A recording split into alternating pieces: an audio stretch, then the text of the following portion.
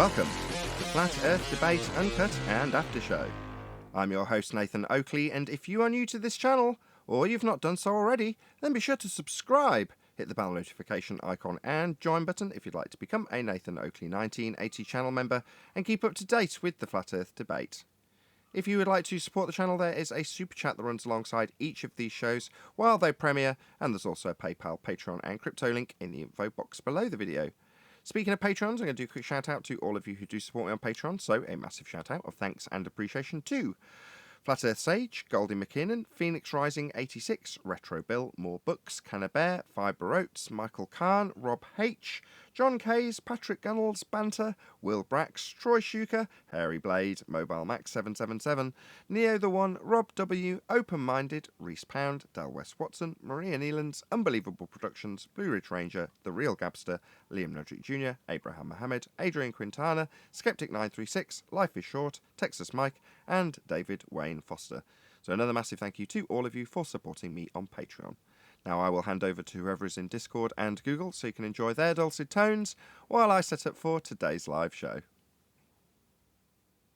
And then in that statement alone, you can dissect on whether or not they take the literalness of a 6-day creation versus this potential millennia on this evolutionary scale.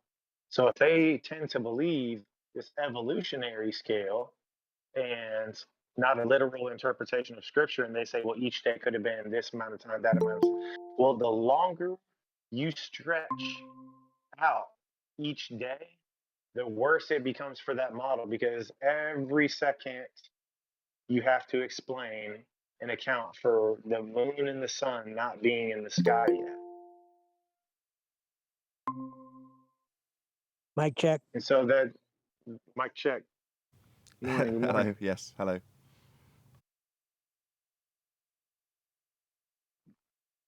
And so they either believe the story or they don't. You can't have both. It's got to be one way or the other. Either it was 6 days and we are to keep the Sabbath in resemblance to that, or everything's a lie and there's no point in the Sabbath, like it just all falls apart after that. Once you deviate from those first 4 verses in the book, it's that simple.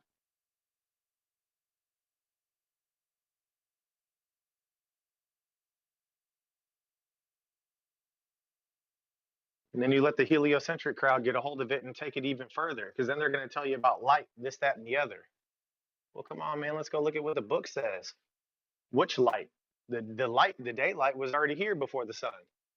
So how are you going to tell me what the sun is? You can't even differentiate. You don't have any type of mechanism to be able to differentiate daylight versus sunlight. Because according to this, there is a specific difference. But they're going to tell you the sun is responsible for all light. And you can get into those semantics with them if you want, and you can play their games and try to describe what light is. We have no clue, man. You're just running in circles.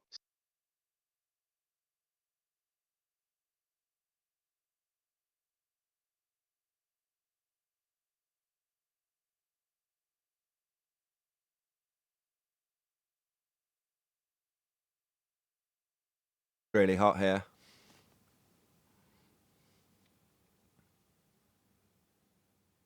I hear it's hot.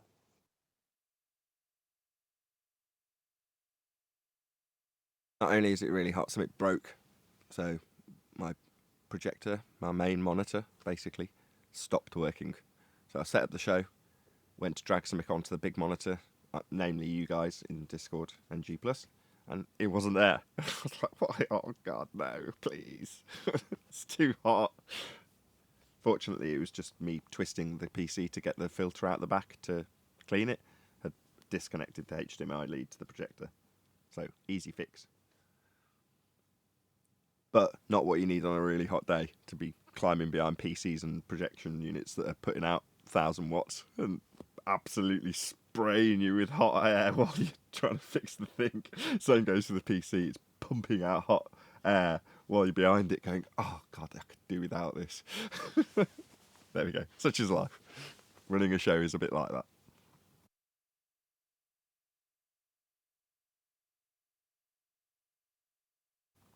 Requires dedication.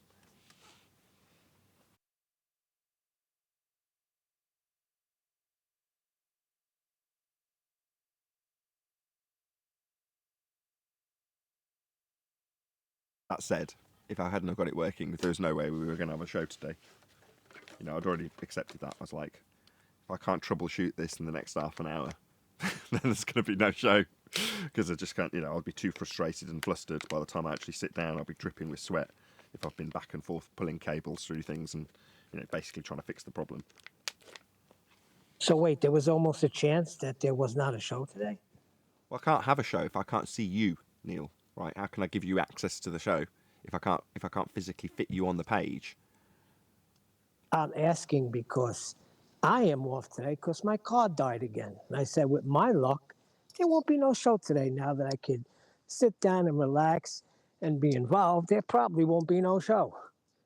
So it came close.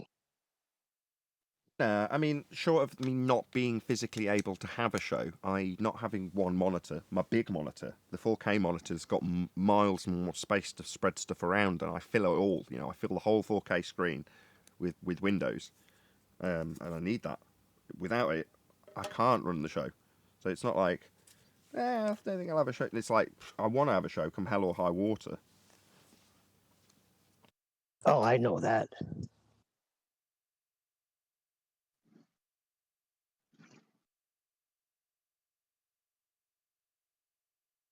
Feel obliged. I've got so many people supporting me, so it's kind of the, I don't want to say downside because it isn't a downside, but while I say praise my supporters, isn't it wonderful that I can actually have a show with a very limited subscriber base and still support my family and feed myself and pay my mortgage and all the other things that I do with money that comes in from, like I say, mostly from supporters. But that does mean you feel more of an obligation to them. You know, you wake up on a Monday morning and go, right, you know, we're going to put on a good show, because there's lots of people out there that are saying, I'm going to give you money because I support what you do, as opposed to what you not what you don't do when you can't be bothered. You know what I mean?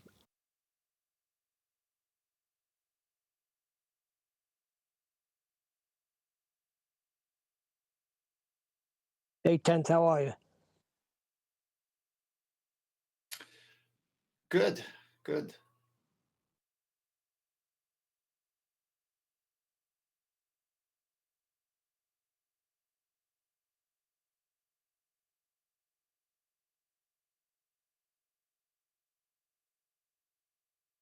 Going to be like this today.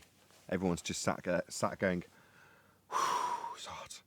So I have to generate a lot more conversation, I feel, today. But that's okay. I've geared myself up to do that. Well, I can gear up conversation if you like. Yeah, great. Does it involve me going to Skype and doing stuff? It's just as long as you don't move, you're okay, is what I hear, right? It's just hot. I'm only kidding. I mean, clicking on the button that says Skype with a little eyeball crossed out, I think I can manage that. No, it's your show came out and I left a comment, and it's funny because it's the weekend, right? And I normally take it off, but then that little show you put out, and so I felt like it was up my alley, so I left a comment thinking, okay, maybe one or two people respond, and then I'll just have my beautiful Sunday.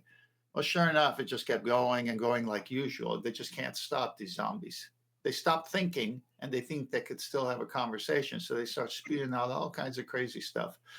Finally, you get tired because then one of them admits, oh, we're only doing this to troll you and make you guys keep talking. And then another guy is more serious and doesn't joke around. And you find out they're all zombies anyway. Yeah, Let me see if I can. I agree. So it gets tiresome because you can't have a one-on-one real decent conversation. It's like the white knighting starts and crazy ad homs start coming, and it's like it's not even worth it. So from now on, I think I'll just post something and not even answer any questions, because the minute you start, it goes nuts.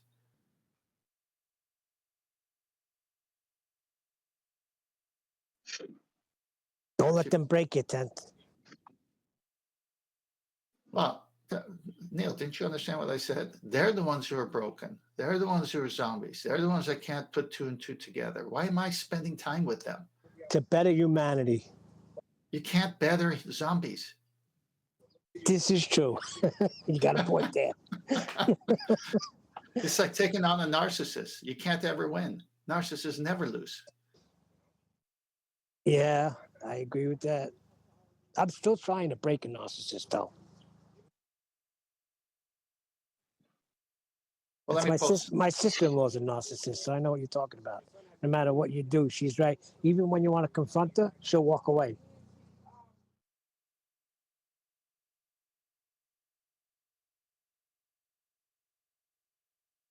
Oh, man. I like that people are getting more familiar with narcissism and psychopathy, but by the same token, people are so quick once they get a little bit of information to start labelling everybody psychopaths and narcissists. Like, number one. No, my sister-in-law is a narcissist. Like that. See, number one, unless you've got an fMRI machine and you're actually scanning them and doing tests to find out if they are or aren't, then you have no idea. Beyond that, you've got the quackery of the DSM. That's it. That's what you've got. And now, unless your sister-in-law's been through some form of psychological therapy and been assessed in the DSM, you can't just label her that. That's not reasonable. Nathan, no matter what you do with her, it's all her. She's in the right, and everything revolves around her. There's no getting through to her. In the words of Thomas Sheridan, it's very easy to confuse people who are assholes with narcissists. Yep. Yeah, plenty of people who are not narcissists are just assholes.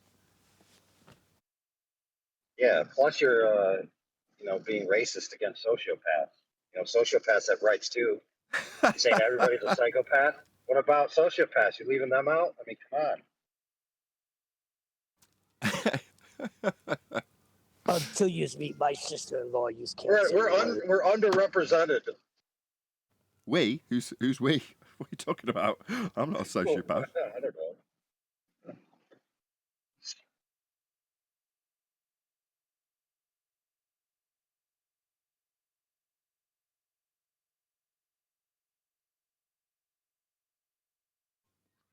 Yeah, whenever Thomas Sheridan was going through what psychopathy is and what it represents and how psychopaths behave, he would be very hesitant to label anybody a psychopath. The only example he ever gave in all of those videos about psychopathy was Tony Blair.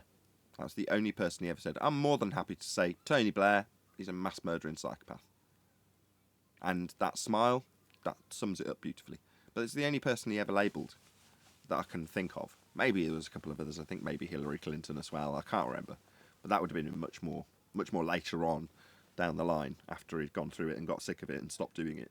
I mean, obviously, Thomas Sheridan still occasionally talks about psychopaths in context with current events.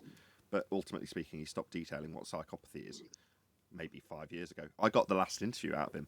So when he announced that, I was like, you've given me so much information about this subject and you're going to stop covering it. I want to interview you about it. If it's the last thing you do on the subject, I want to be interviewing you. And he agreed. Bearing in mind, he's very much an anti-flat earther. He did not like us. But he still agreed to come on the show just to discuss psychopathy. I didn't get into the wrangle-dangle of flat earth with him, and that wasn't the intention of having him there. I just had him on. I did a Flat Earth UK, and in Flat Earth, that's just in the title. It wasn't anything to do with Flat Earth. I mentioned it once at the beginning. I think I slightly hinted at the idea that he wasn't okay with that, but then moved on to his psychopathy stuff, and we did about an hour and a half maybe on psychopathy only, and he just detailed them, talked about his book, Puzzling People.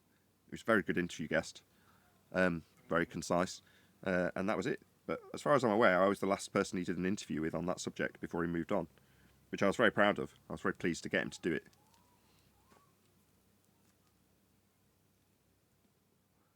Have you seen that video, by the way, Neil?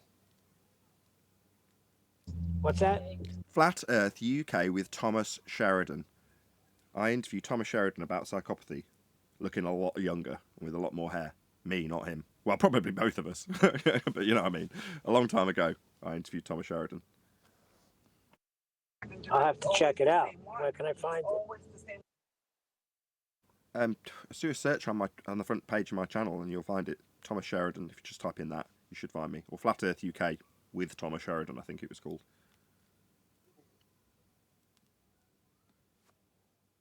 There's a good ball busters this weekend. Can't even remember. It was really short.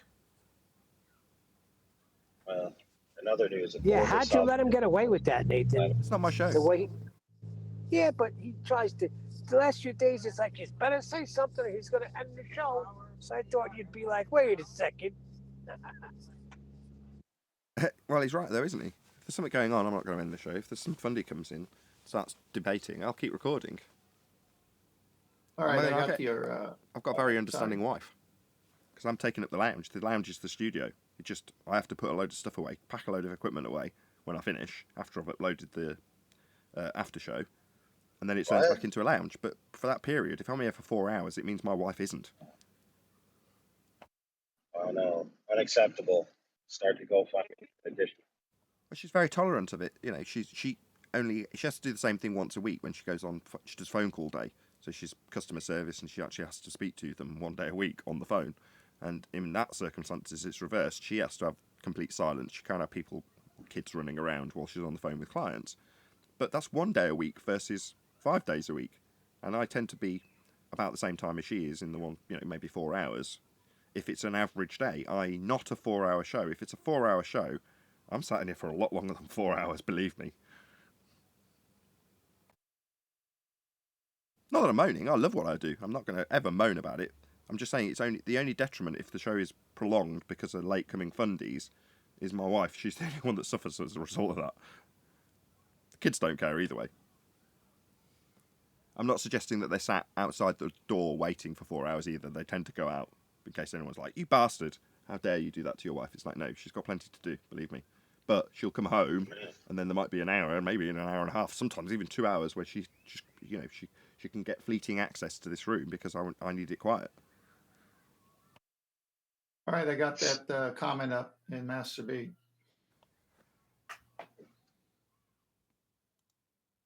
Okay, got it. All right, so to dip or not to dip, that is the correction. So I just put that up, then I said, needing to correct from an obtuse angle solely due to height of eye being above the sea horizon. Correction, an obtuse angle to right angle, 90 degrees, from which we subtract the elevation angle to have true altitude measurements. No curved lines from an assumed dingleberry exist in reality, only horizontal, baseline, and height of eye adjustment to it. And we've posted all the citations from celestial navigation resource books that say it's solely the height of eye above sea level. And the angle is too great unless you make that adjustment. You got to bring your eye at the level of the sea. Why? Well, you got to subtract from 90. What do you subtract from 90? The elevation angle of the sun or stars from your viewpoint. Well, if your viewpoint is above the baseline, you've got a depression angle going on there. So in order to get it to correspond to a bubble or their sensible horizon, which is the theoretical horizon, because to them, if they look straight out with a sextant from on top of a boat and you put a bubble to their eye, that's the theoretical horizon.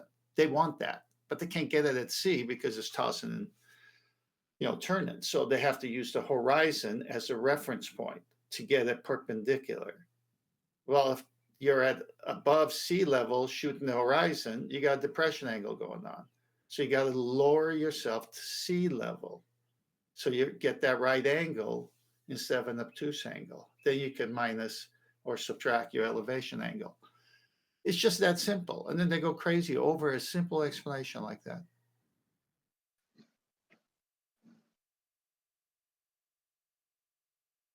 I think this whole confusion came from the assertion that if the Earth was flat, the horizon would always be at eye level, which is false.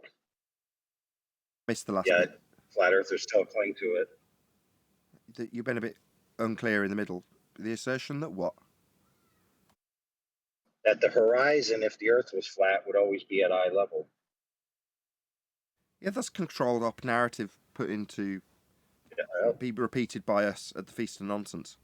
It's like, when that first got put out there, I was like, I don't remember ever going out and thinking that.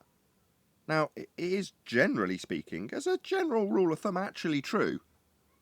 But this obviously minutiae, this hyper-specific detail about the dip correction, i.e. your horizontal establishable plane of the ground below you will have the horizon below your eye line that you can correct for based on your height above the ground. Well, that obviously implies that the horizon doesn't rise to eye level. So why is it that all flat earthers, I say in a stereotyping fallacy, are accused of claiming that the horizon rises to eye level? Why did this come out? Well, it was there right at the start, right at the Feast of Nonsense, wasn't it? There for you to pick up and repeat. Yep. No, oddly enough, too, that comes from, I guess it comes from an orthographic projection where they just draw a line, to the horizontal horizon out from your feet rather than a curving line out from your feet. And then they just take that line and say, well, if everything ramps up in perspective, this would always render at your eye line, which doesn't make any sense because you have skies. Like if you have 6 feet of sky, if you're 6 feet tall, or 1,000 feet of sky, if you're up 1,000 feet, that sky's got to be rendered somewhere in the geometry of the optic. Right, they make their claims about what we would say in terms of perspective and then show it in a Muppet Vision orthographic representation that has no perspective accounted for.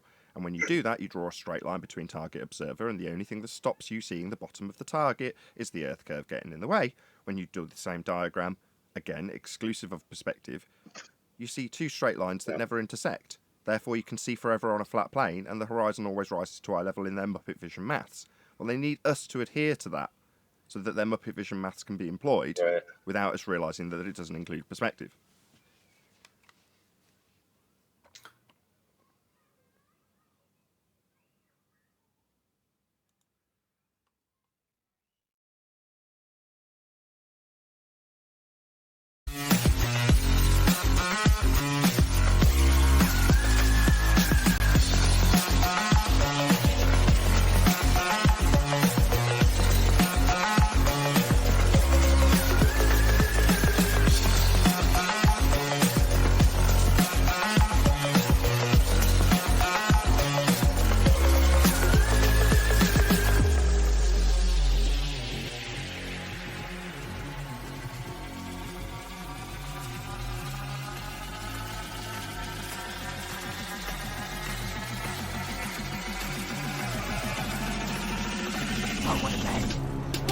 Welcome to the Flat Earth Debate Live.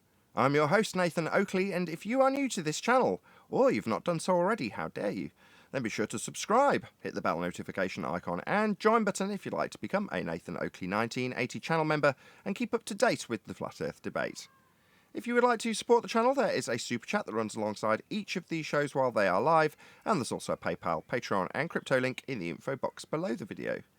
Most importantly, if you'd like to join the discussion, simply mute the page you are currently watching, then click the link in the info box below this video to join the panel and express your views on the nature of Earth.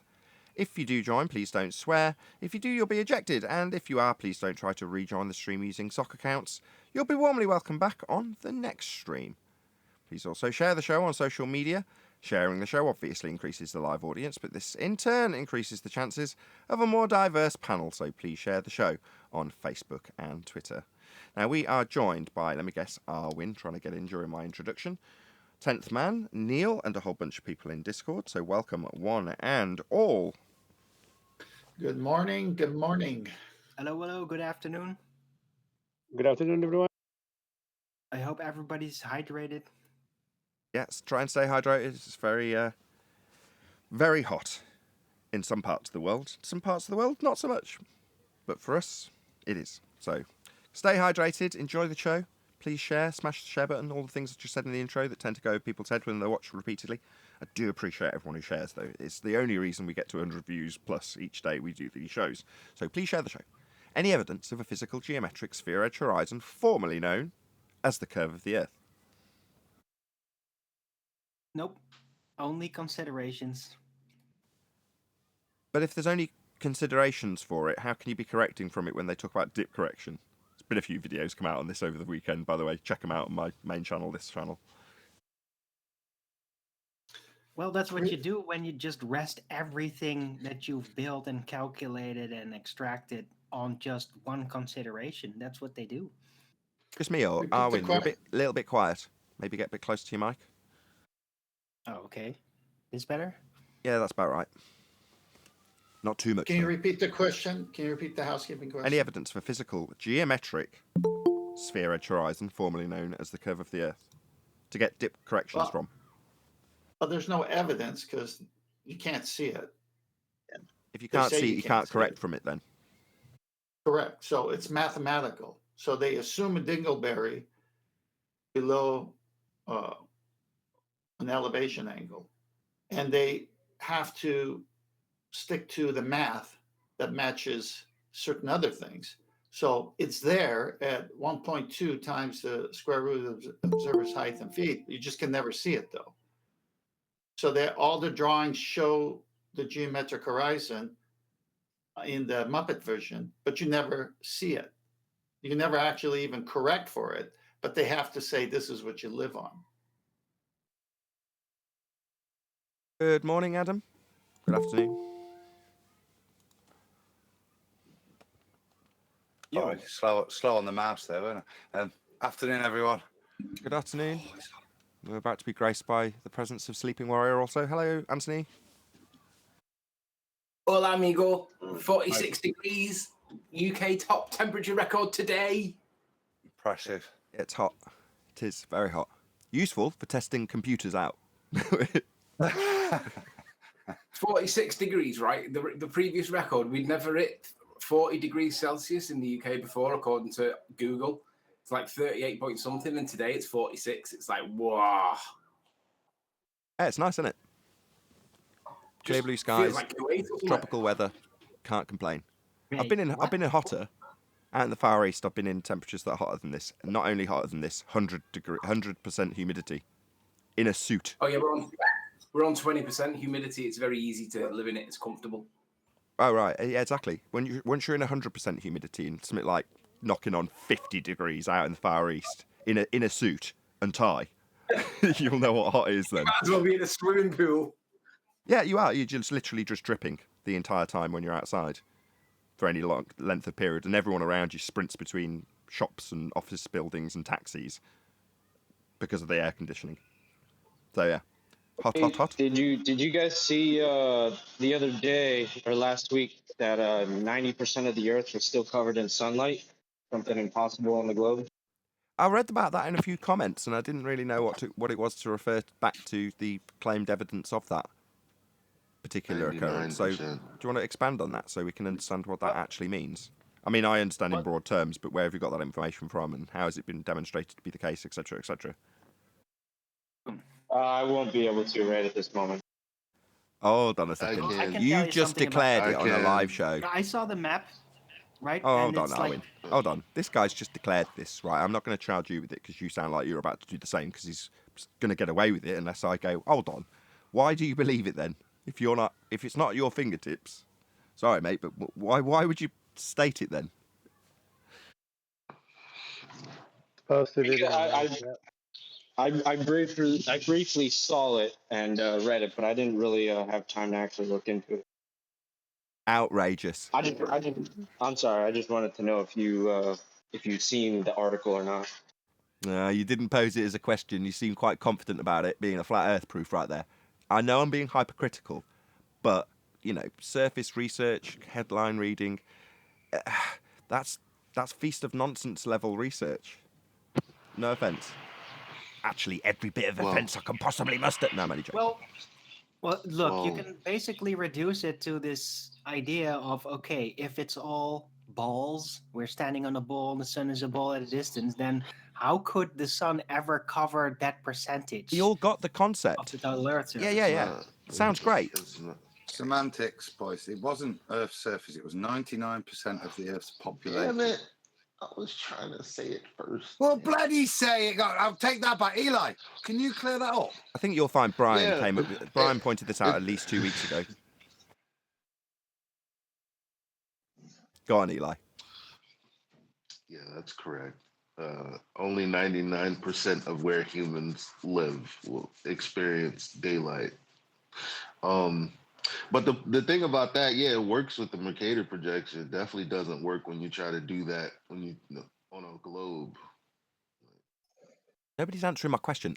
That's nice that you've expanded on the information and how it isn't necessarily going to be proving sphericity or flat Earth in that respect, because it's a statistical claim. What's backing this claim? More On than daylight, 50% of the surface. Hold on. Arwin wants to repeat the claim. No, I'm not talking about all population. I did see the projection with the daylight on it, and more than 50% of the surface. That should never be possible. This is like pulling teeth. You saw it on a projection, right? How was this validated in physical? Why is it we're all suddenly going? Like for example, last year I did something with 5 other countries, and we were all standing in daylight, like this article suggests. You verified that 5 other countries at the same time as you were all standing in daylight. You did that. You verified that. If so, Yes, you're going to get a lot of props. Yes, I did. Yes, I did. Have you got that like down somewhere we can see it? I have pictures. Yeah, I have pictures. I can do it again. It was the West Coast, Cali, Australia, which is right there. That's not really amazing. In Japan, which is above it, also not really amazing. But it was also the UAE, and it was also Arwen's area, all at the same time. You need to put that into some sort of article and get it published. It was like everything was covered by light except for most of Australia and New Zealand, and everything else was covered by light. Very interesting. It's from Time and Date, says science works in mysterious ways. Now, time and date is not accurate. I can personally vouch for that. Adam can too. Right? It's not accurate. How do I know that? Well, because we did really... Who's making that background noise? Eli. Can you pop yourself on mute, please? When we did Tracking the Sun on a Flat Earth live, we had people tuning in with their sunrise, sunsets, and solar zenith, or solar noon for them, depending on their location. It might not be at their zenith, but you know what I mean. Solar noon at their locations. And time and date was out. I believe twice it was out by an hour. And we're not talking, we just didn't check where the time zones lined up and all that sort of stuff. No, what the conclusion we came to is that's why they've got all these different time zones and shifting of time zones and shifting of times in summertime and wintertime and all the rest of it. That's why they do it, to confuse you.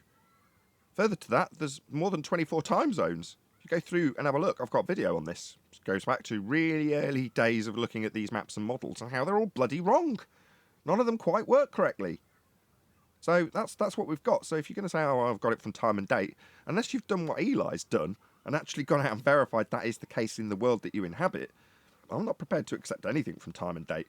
Mainly because I've gone through it with a lot of other people's help and shown it to be wrong. Not massively wrong, generally really good. Generally works really well with the azimuth for equidistant projection. Marvellously, in fact. Does it mean that it's fully accurate? No, it isn't. Definitely not. I don't want. I read the article. I don't feel the urge to go out and prove it disprove. Like I said, going back to the sun tracking back in the day, we know these things are wrong. I think the point of the claim was that this was a baller's claim, and this was a point because I didn't read it much. But does anybody know why the hell you would mention that? Because as I would say, clearly it contradicts Ball Earth. You can angle your ball however you want. You're still only getting that amount of coverage. So it just seemed a very strange thing, almost like it was like burying the bad news. So in case it came out, they'd already got an excuse as to why this was not possible on a ball, but was happening in reality. It's preemptive apologetics, isn't it? Sometimes they spin that completely. Like, why would you ask a flat earther to prove that you can have a boat falling over the edge of a pizza pie? Well, because the globe earth's got a very weak argument about the horizon being a physical leading edge of a sphere that they make as a positive claim. So preemptively, they'll attack us on our use of a boat falling over an edge because they've got a boat falling over the edge. Why do they ask us about having a dome? Because they've got a very weak argument with a violation of natural law sky vacuum. So better to preemptively ask us about our dome. Well, in this instance, it's a preemptive apologetic for their failing, so we don't get there first. Oh, somebody's already said. Because all they need is, no offence to the guy who did this earlier, they just need headline readers to parrot it. This phenomena, if they claim it to be such, proves we're on a sphere. If that's what the headline says, that's all most of the anti-flat earthers and globe believers alike need. Because then they can say, here you go, I've got a citation that has an article that's got the headline that says, this proves we're on a ball. What more do you want? They said it proves we're on a ball. It's like, even when we have it claimed as proving a flat earth, it's like, hold on, how does it prove a flat earth? What's been verified? Our standards are a lot higher. But the average headline reader just needs it to be stated as proving a sphere, and that's good enough for them. Shout out to Michael Kahn. Hey, Nathan, what date is Adam's tour in Leeds? He's here. What date's your tour in Leeds? People keep saying Leeds. I don't know. I think it's the day after Leeds, isn't it? It's not my tour. It's Andy Narsey there. It's not my tour. It's Jason's and Harry's tour, really, with Sven on it. The guys saw the other day. Tomorrow is in Nottingham, and I'll at some point in the show I'll give you the rest of the tour dates. I'll get them lined up and give it a shout out in a minute. But tomorrow, man, it's going to be out in Market Square.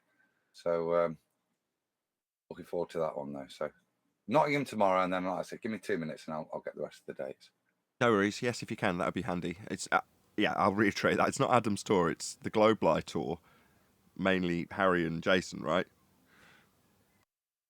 Yeah, and then you got Sven P, who's done all of it so far, and then Lisa's there as well. You'd have seen doing a bit of chalking, went on the European tours and that, and then also Dave, who we saw on Friday, Trinity 4, and his wife Andrea and Zizi. So yeah, he got discussed heavily, unfortunately or fortunately, depending on which way you look at it. So Trinity, I said thanks to QE for letting that roll yesterday, because I thought it was a really good chat to have. People to hear our disagreements amongst ourselves of how we view these things. Do you know what I mean? Oh, absolutely. I was really pleased about that too, because it almost got there on the debate. It happened with Brian, but you know, having Brian first air his concerns and criticisms to then follow it up with the discussion that we had was really worthwhile for people watching, because I think at the end people appreciated that we have the best intentions when we're criticising. It's always constructive. We're not trying to belittle people in their faith, etc., etc. There was a lot of good things in there, but ultimately, and this is the overarching point that you want to get across without alienating your audience, we do want to sharpen these people's tool and give them better arguments so that they go away more equipped to deal with general discussion with your family, or if it's on the street at the other end of the extreme. But that's really all we want. And if we criticise somebody for saying that they are into chakras, our criticism is founded because it leaves you open to criticism that you might not necessarily need to defend when you're talking about the nature of the world. Now, far be it for us to stop people talking about their faith in that regard. That's not our place. But we will, and hopefully we won't get criticism now we've had the discussion, point out how it's not necessary, that it leaves you open to a fight that you don't necessarily have the tools to win, even in your own faith. You're just declaring your own faith. Whereas we, here, on Flat Earth Debate and Quantum Erasers channel, respectively, do offer very specific, hard and fast arguments that can get around almost every aspect, if not every aspect, of the heliocentric deception. That's the Globe Lie. So check out the Globe Lie tour. It's making its way around the UK at the moment. It's in Nottingham tomorrow, Norwich. I believe. Correct? Where is it today? Norwich today, yeah. Norwich Nottingham today. tomorrow. And then I've got the rest. It will be heading up to Hull for Wednesday the 20th. Leeds is Thursday the 21st. And final day, hoping to see Tony show up. Preston on Friday the 22nd. Perfect. So that's the Globe Lie tour. You can check it out on either Trinity 4 channel or Jason of the Disbury YouTube. Yeah, sorry, I'll say that again. Jason of the Disbury Family YouTube channel. If you type in any of those names, you will find their channels. Trinity 4, all one word, and Jason of the Disbury Family. And they're generally broadcasting the entire time they're in these town centres. And they've done quite a few already. It's been going on since last Sunday, I believe. And it's still continuing into the end of this week. So if you're in the UK and you're in any of those locations, which Adam will encourage to run through once more just before we round out this plug, You can go and actually see them, press the flesh, talk about flat Earth with them, challenge them, do whatever you like. They're out there on the street in this boiling hot weather. God, I don't envy them today. But yeah, it's nice to actually see it. If you want to see it live, check out those two channels, so Jason and the Disbury Family or Trinity 4, where they're broadcasting live. Adam, can you just run down the locations just once more, if you can? Of course, yep. So today, for the rest of the day, they're in Norwich.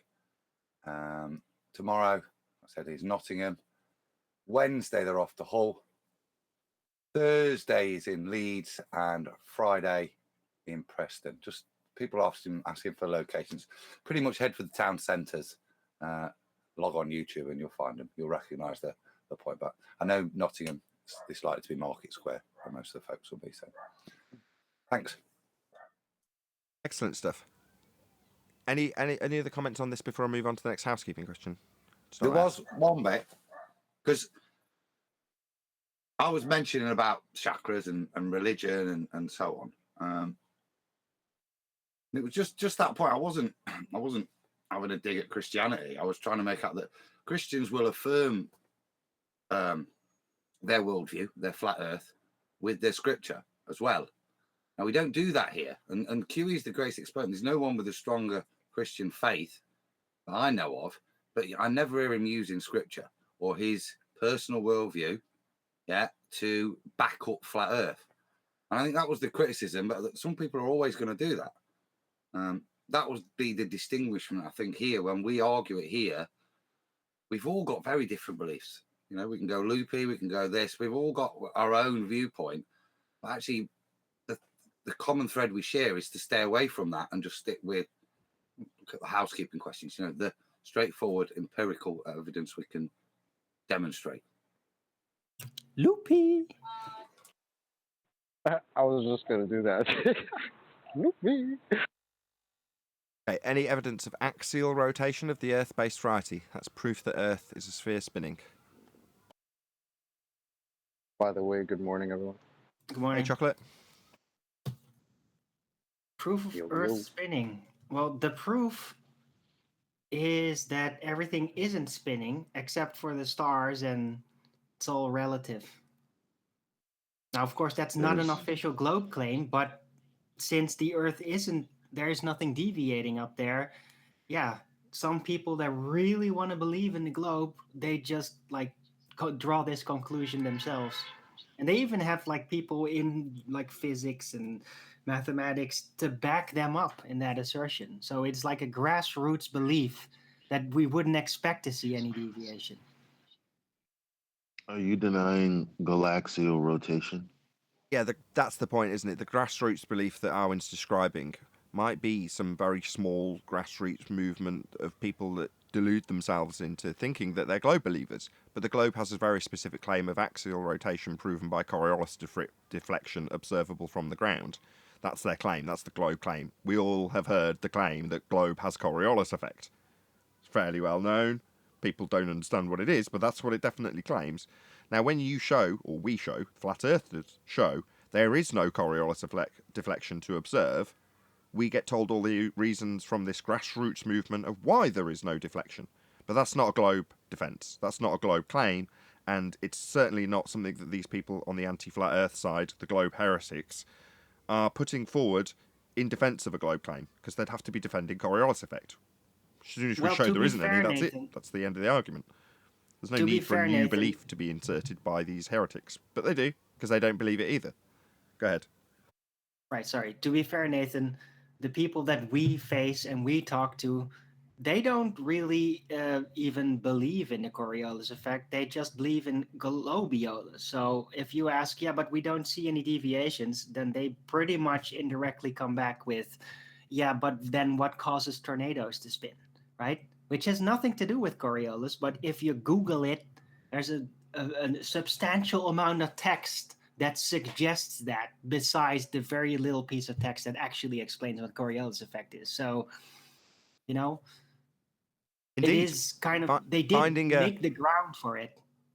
Finding a published article that details how globiolis works won't change what Coriolis is, and the globe claims Coriolis.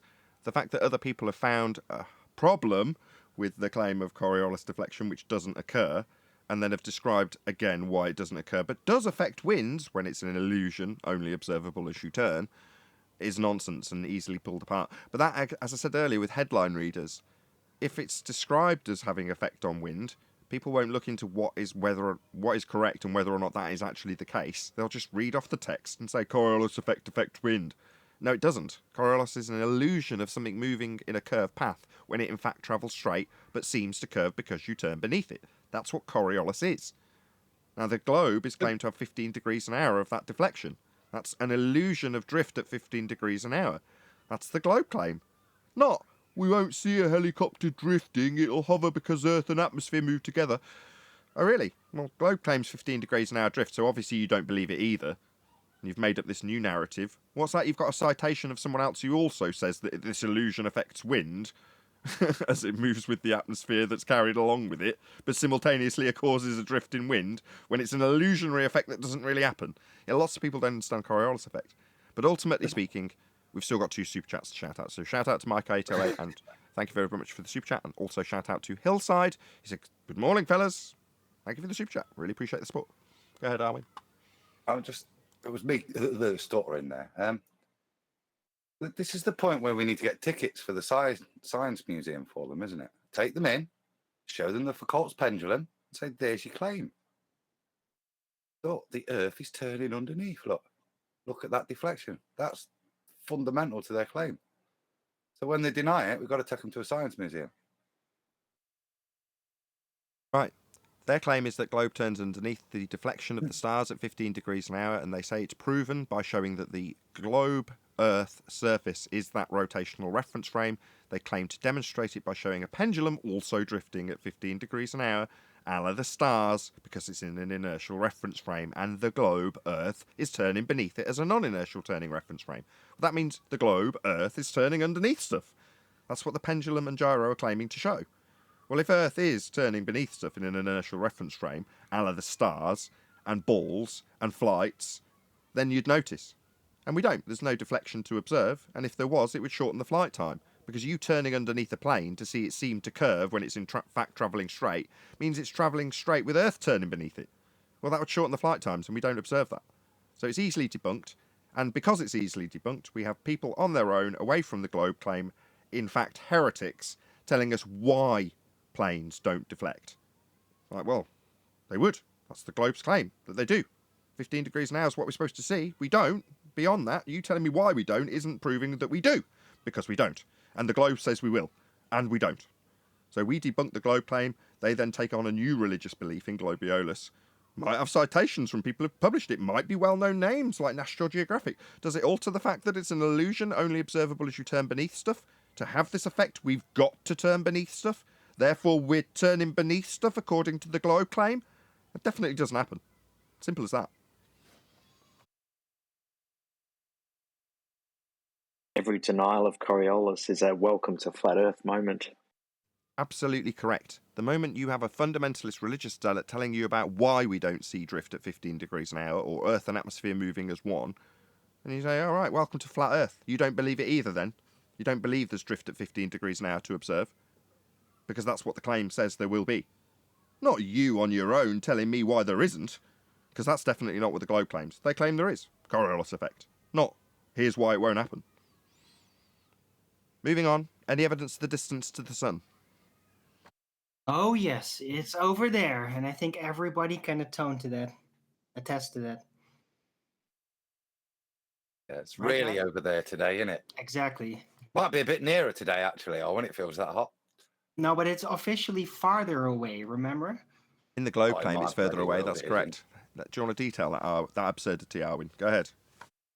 Well, according to what is taught about the seasonal effects on the Earth in the heliocentric model, there is like an oval orbit of the Earth around the sun. And during winter and summer, the sun allegedly is farther away in that phase. So, yeah, you try and make sense of that. I can't. Now, the numbers work out for the globe. That's absolutely correct, though. In the summer, the orbital motion of the Earth around the sun with its tilt of the Earth towards the sun in the northern hemisphere in summer also has, simultaneously along with it, a claim that we are, in fact, according to the globe claim, further away from the sun during the summer period in the Northern Hemisphere. Not just because we're in the Northern Hemisphere, we're not talking about the minute differences of the tilt, we're talking about the elliptical motion of the Hey, Trey. orbit pushing us much further away from the sun in physical terms. Morning, Bubby. Hello, whoever that is. Flesh green flowers. Are you talking to your dog?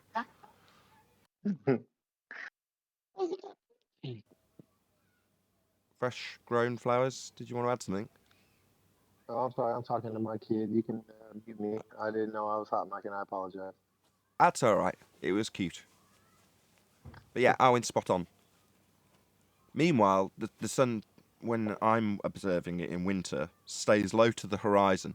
Now, low to the horizon in perspective terms tells me it's further away.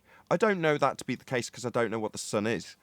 However, in terms of how it presents itself to be low to the horizon during the winter and being cold, that suggests it's further away. I don't know that's the case, but that certainly seems to be the case after tracking the damn thing.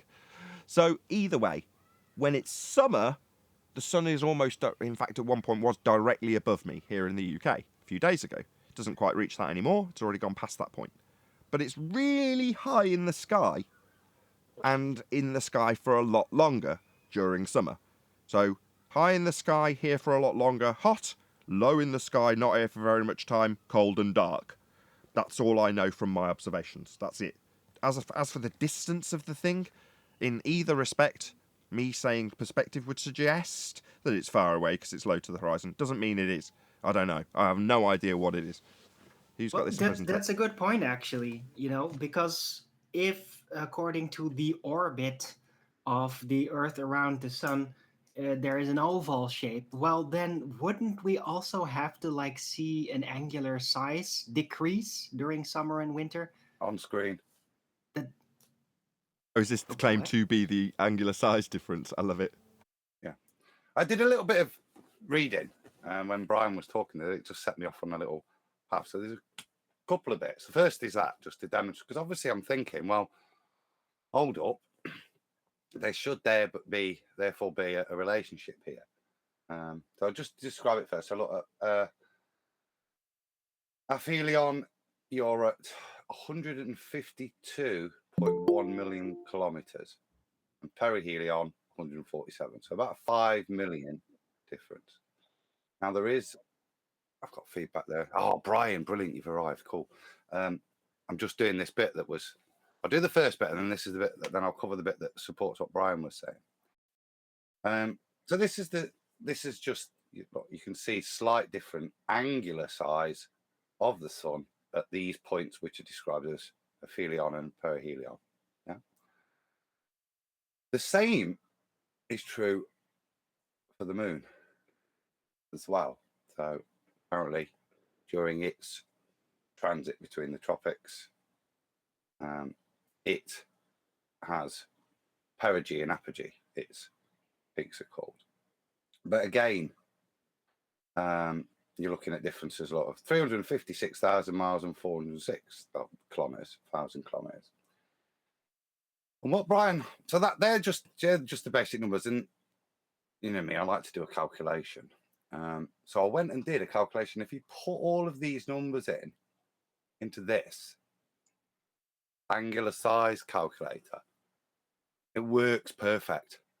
Okay, so when you go to this and you want to see how big the moon is or how big the sun is based on these numbers that you're given, works out exactly correct. The size of the moon is exactly the same size if you calculate the angular size and the supposed distances, all correct to this, which is orthographic. So when the moon is, however wide it's claimed to be, it's the same width at 100,000 miles, 200,000 miles, 300, and the same for the sun. There is no shrinking due to perspective in any of these measurements whatsoever. Perspective is not here. It's all orthographic calculation that makes it all marry up. That was it. I hope that supports Brian. So when they're comparing it in an orthographic way, what you've shown me on screen now at the top, just go back one diagram, It looks like an angular measurement. There's two lines, right? Sorry if that's too small for you guys in the audience. Is it just a single line? Because are they presenting it as an... Is that diagram representing an angular representation? Because you said it's orthographic, but didn't expand on how you've got this seemingly angle measurement in orthographic. Yeah, so if I'm looking at this picture here, the A is the observer, C to D is the width of the moon or the sun, okay? And your angular size is that angle there, CAD. But the actual measurement itself is a frontal perspective measurement. When they're measuring it, right, yeah, so this is my point. Yeah? What they do is take the angular size and then pump it in orthographically here so that the distance A to B is correct for the heliocentric model for this, yeah? Remember, this is all ratios, and that's all. This is the point I'm making. In this, all they've done is maintain the ratios perfectly, and that's my point. Absolutely perfectly. There is no effect whatsoever for any form of perspective occurring. It's solely an orthographic calculation based on the angular size of the object and assuming the distance. What? But yeah, that was my point. I did. Yeah, well, that's why I said it'd support you. I thought you'd like it. Yeah, but that was my point. Whenever last week or whatever I came up, easily 2 weeks ago. 2 weeks ago. Then I know you're laughing at me. No, go on. No, in seriousness, I want you to reiterate this point. Sorry, I'm sorry. Yeah, whenever I brought it up, I did that exact same thing.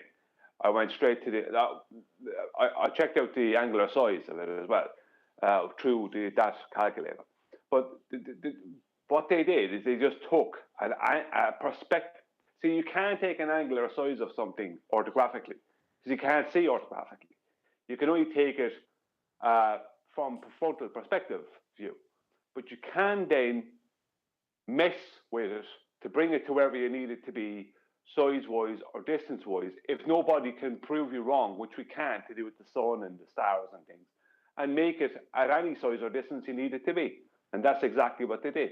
So they took an average of the angular size of the sun between December 21st and June 21st, and they took those two angular sizes, and they made them, like, their claim is all based around that angular size, something that does not exist on our globe because you can't have an angular size measurement in reality orthographically because we don't see orthographically. Orthographic view is a view on paper or on a computer screen. It's a two-dimensional view. There is no 3D orthographic. Can't have a 3D orthographic. You can only have a 3D perspective, maybe, if you know what I mean. So all these angular size measurements of the sun, moon, whatever else, they were all taken from a perspective view. And then they back calculated them exactly as Adam has just stated, orthographically. But there is no such thing as an angular size orthographically on our globe. Just to finish off, just not to take too long. I know someone else obviously wants to speak. But I have asked all weekend, I don't know how many of them, and last week, does Polaris appear to rise and fall in the sky on your model due to Earth curve or perspective? And no matter what is going on, they disappear. They will not answer that question. One of them did answer it days ago, and then I pointed out the problem, and he disappeared. If Polaris is rising and falling due to Earth curve, that means it's not rising and falling due to perspective. That means the sun can't have an angular size, or the moon can't have an angular size, or anything can't have an angular size within their model, because all of their maths are hijacking of flat Earth elevation angles to Polaris, which gave them their radius, which puts their globe into orthographic maths. So everything has its own actual size. There is no angular size on their globe. All their maths dictate this. And they've all run. None of them will answer that question. None of them will deal with it. Okay, let's move on. Any scientific evidence of gravity?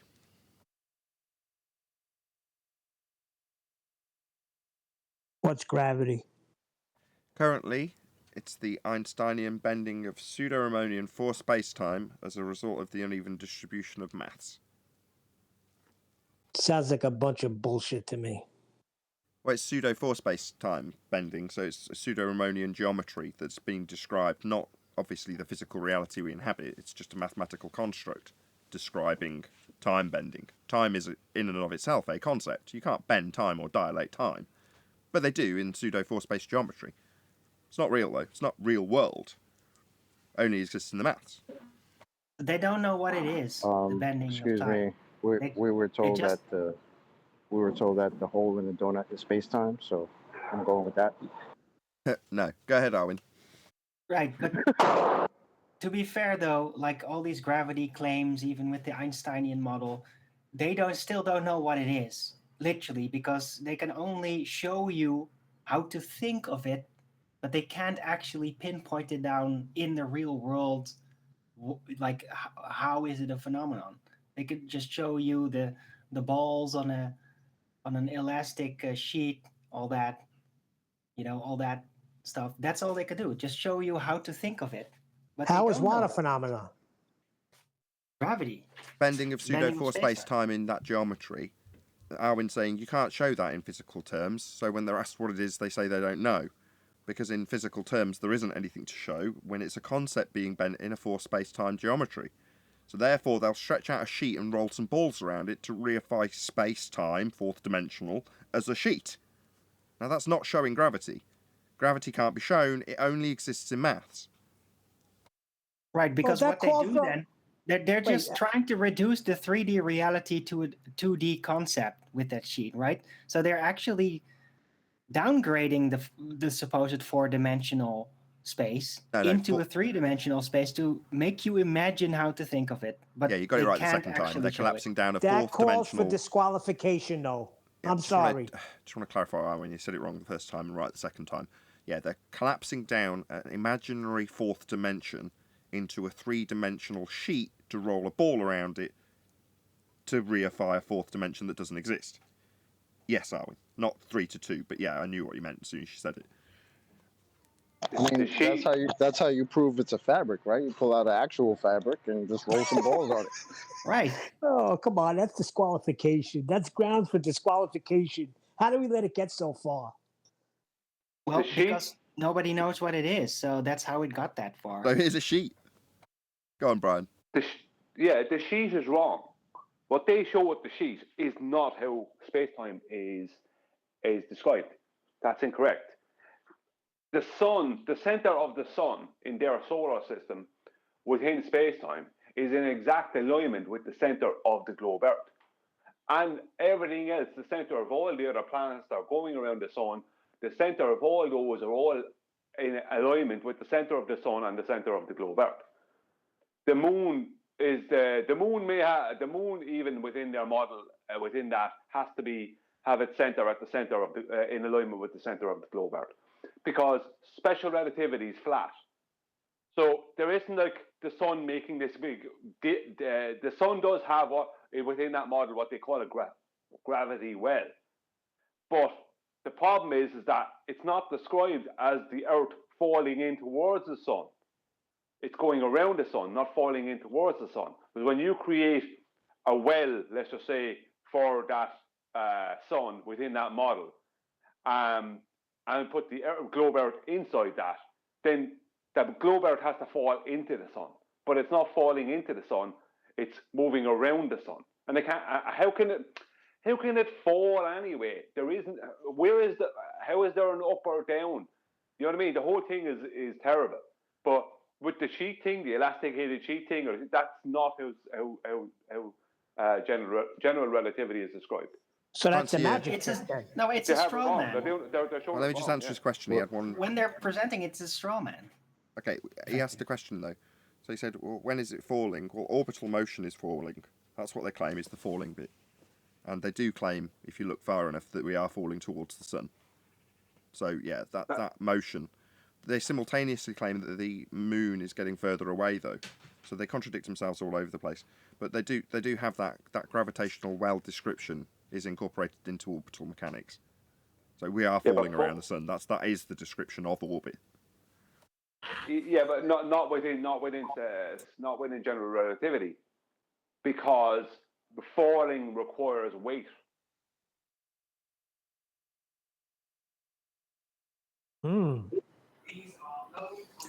Did anybody catch the debate with, I've forgotten, Russian vids?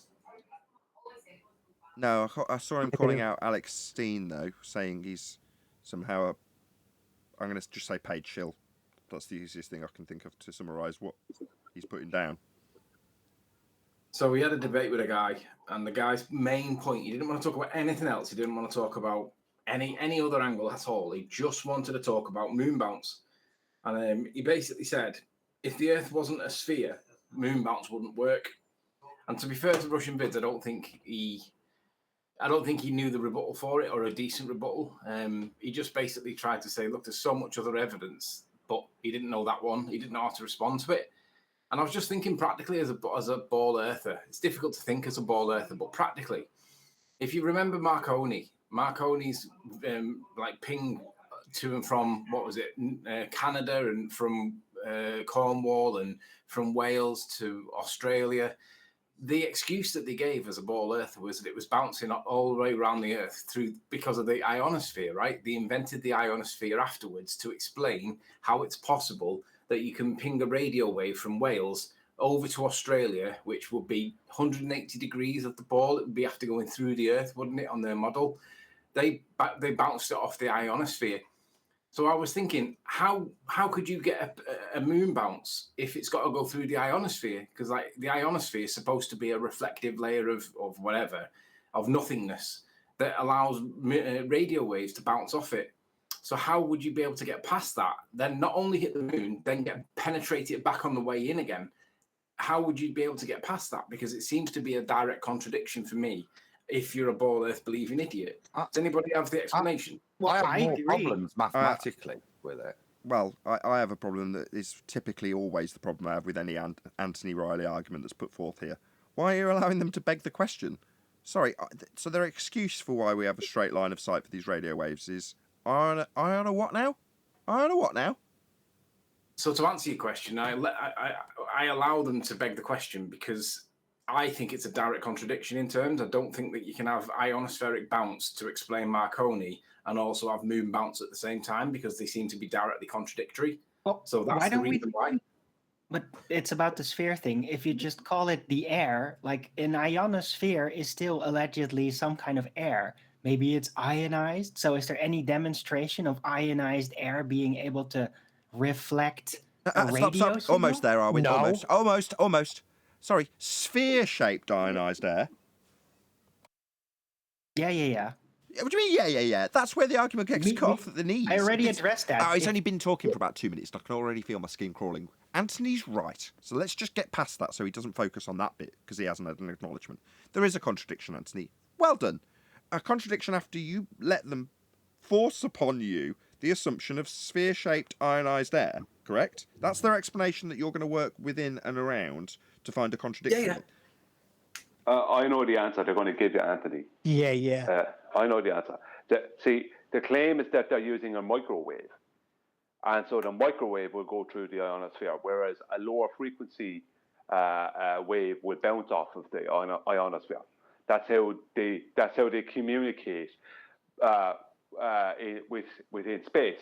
I think I have to check up, but I'm pretty sure they use microwaves to communicate with the astronauts on the moon. Oh, we heard. Okay, sorry, it's Brian. We heard. Hang on. There's more. It can't. This whole claim requires a two-way speed of light measurement. And which requires a one-way speed of light measurement. Okay, yes, that is also true. Hold on. Yeah, okay. So somehow the floodgates starting to crack.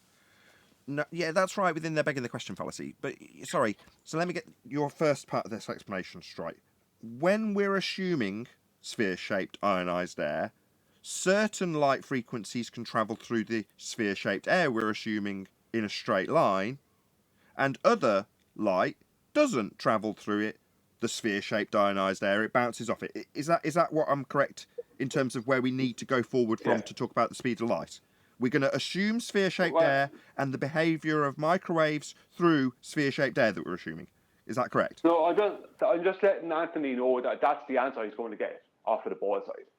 So my rebuttal to that, if I can get it in, Nathan, would be, so the ionosphere is picky with the frequency of light that it lets through. Some frequencies it lets through and other frequencies it doesn't. Is that what they would say? I'm being ignored here. Yeah. Whistling straight past it. Nathan, you're right. This sphere-shaped air thing is a heap of nonsense. I don't disagree with that. I just given Anthony what they will tell him. What they will say, Anthony, is you're an idiot, Stephen Warrior. Microwaves are a high concentration of light. They're high frequency, so they go through it. But lower concentrations, lower frequencies won't go through it. That's what they'll tell you, and they'll laugh at you. I'm not going to be ignored. No way. No, you're not going to rumpus your way through this with your begging the question fallacy. Brian's just changed sphere-shaped air, we're assuming, into it to make it a bit more vague so I don't pick up... No. What's it, Brian? Do you want to just clarify what it is that these ionised particles are for microwave light to travel through straight? Yeah. Sphere-shaped air. Please stop stamping all over Sphere-shaped air we're begging the question of. We're just going to assume this to overcome it. Right, we're going to assume it alongside them so we can overcome the assumption we're making with them of the sphere-shaped ionized air. Right, but we're trying to. I'm talking to Brian. For you bypass the sphere, overall, Arwin, I'm talking to Brian and Sleeping Warrior. More Sleeping Warrior than Brian. Oh, sorry, I thought you were talking back to Brian. Don't play coy with me. You know what's going on here. You've come across an argument that if you beg the question alongside the sphere-shaped air assumption that they've made within the context of the argument that you're taking apart, then you can take apart an assumption that you didn't need to make. It's always the same story with Sleeping Warrior. He just loves letting them beg the question. Okay, so I'm going to overcome why it's sphere-shaped air. Why? You've assumed it with them. Yeah, stop stamping all over my little delusion, Nathan. I want to beg the question with them. I just want the contradiction pointed out to people that aren't sure about how they would argue against it, because you can wrap them up in their own contradiction. Obviously, they'll never accept it. They'll come back with a just so story. But then tell them it's a just so story. Oh, really? So it only picks and chooses its stuff, like Brian says. Is that how it works? Yeah, oh, right, then it must be a globe then. Well, how it works in an air that you've assumed is sphere-shaped. Stop destroying my argument. I want to beg the question, Nathan. Oh, my bad. Come on, I agree. For offering ability for anybody watching to cut this argument off at the knees. They need to learn your complicated right around the reeking after you assume the outcome that they're trying to prove in the first place. Listen, sometimes we don't only need to emphasize the sphere fallacy to pick apart the rest of the fallacies, right? I'm much more interested in the material claim that they made, that air somehow bounces a signal. I'd like to see a micro demonstration of that in the real world. God, Arwin knows that this is getting on my nerves. So now he said, once your argument is void, that's the first fallacy, to expand upon Arwin's previous statement, we then need to worry about the rest of the fallacies that follow on from the original argument that is void, based on what I've stated about assumptions of sphere-shaped air and how light, in this case microwaves, will travel through it versus bounce over it. Hello? Why am I going to argue about how the gas lamp in Narnia is provided with the means of producing the light? After I've assumed Narnia is real, I need to show it's not real and then still argue about how the gas gets to the light? No, I don't. No, we don't have to bypass it. You could just say air is not sphere-shaped, and here's the rest. And if it was, hold on, and there's the rest. Air is not sphere-shaped. It takes the shape of its containment. But if it was sphere-shaped... No, I'm not going to do that. No, you don't. No, but shut up, Tony. No, he's learning. But you don't have to then say, okay, but if it is, you could just move on to the rest of the claim about the material claim, air bouncing signals, right? Because I'd like to see a demonstration of that. But if it's not bouncing those signals around sphere, because it's got a sphere surface and a sphere-shaped air around it, then the argument is moot at that point. Yeah, I love that sigh from Anthony. That was worthwhile. Yeah, we don't beg the question here, Anthony. Just give him props first. No. If I The only can't reason beg we the can have this question- argument for me to take this smug victory, which it's not, is because Anthony has gone through these discussions with anti-flat earthers first. And I commend him for doing so. And that'll always be the case. I encourage him to do so and pass this information on. And the sigh at the end is at least him conceding something in his own special little way that Anthony does. May I interject? Just let me beg the question, otherwise there's no discussion, Nathan. You're supposed to be a debate show that encourages, by proxy, the ability to beg the question. No, he does not. Go on, 10th. Sorry, no, I'm not going to let that... What outrage when he knows 10th man's going to try and rumpus me now. No. So once the argument is concluded and shown to be false or incorrect, I should tolerate allowing the argument to continue just so I can say it's a debate. What, if we've won? Yeah. No, never going to concede to that. Go ahead, 10th. May I talk? I'm going to do what Anthony... Go ahead, 10th. Yeah. Why do you think the answer... No! Anthony, hang on. You might Hold like on, it. 10th. We're using you at the moment, 10th. It's not fair because I'm sure you've got a decent point. That's But go okay. ahead, That's Anthony. okay. We'll make sure the airways are clear for when 10th does actually start. Go ahead, Anthony. I was just going to say, this is the reason why the anti-flat earthers can't come here, Nathan, because you won't let them beg the question. If you let them beg the question, they'd come, but you won't let them beg the question, so they can't come. Right, thank you, Anthony. Thank you, because that is the overriding point. That's the reason why they can't come here and don't come here, because they can't win. Now, when they were allowed to beg the question, they came in droves to tell us how stupid we were when we begged the question alongside them, and they showed how, when begging the question, Earth's proved to be a sphere because we've already assumed it so. Well, because they don't get to do that anymore, they don't come and tell their audiences that it's because I mute them. I'm more than content to let that be the case. Because they don't, do they? Like Hoymar the other day when he came, and I start pointing out that there's been 23 renditions of me pointing out that you can't correct a straight line angle from a curved line, and he won't accept it until he asks us, well, what am I correcting from when I'm looking at the horizon? And I point out the 23 renditions that he's already had, and Hoymar rumpuses me. He didn't get muted. He talked through the devastating fact that he can't correct for dip from a refracted horizon. But that will require him muting me, and then the rest of them that are cowards telling their audiences that I mute my guests. I don't. I just win. Like I've won with Anthony about begging the question and overcoming it with nonsensical, benign, moot, pointless, inconsequential arguments that come after you've destroyed the argument. No, Nathan, you haven't No, won. You just muted me. Hello. 10th. Mute. Please, Anthony, just let 10th go. Go on, 10th. What if Anthony just pointed out the contradiction, having a law of non-contradiction violation with their claims? What if he just said, well, you say this, but you also say this? How does that work? What if he just said that and just pointed out the contradiction? Well, let Anthony answer, then I'll tell you why not. Go ahead, Anthony.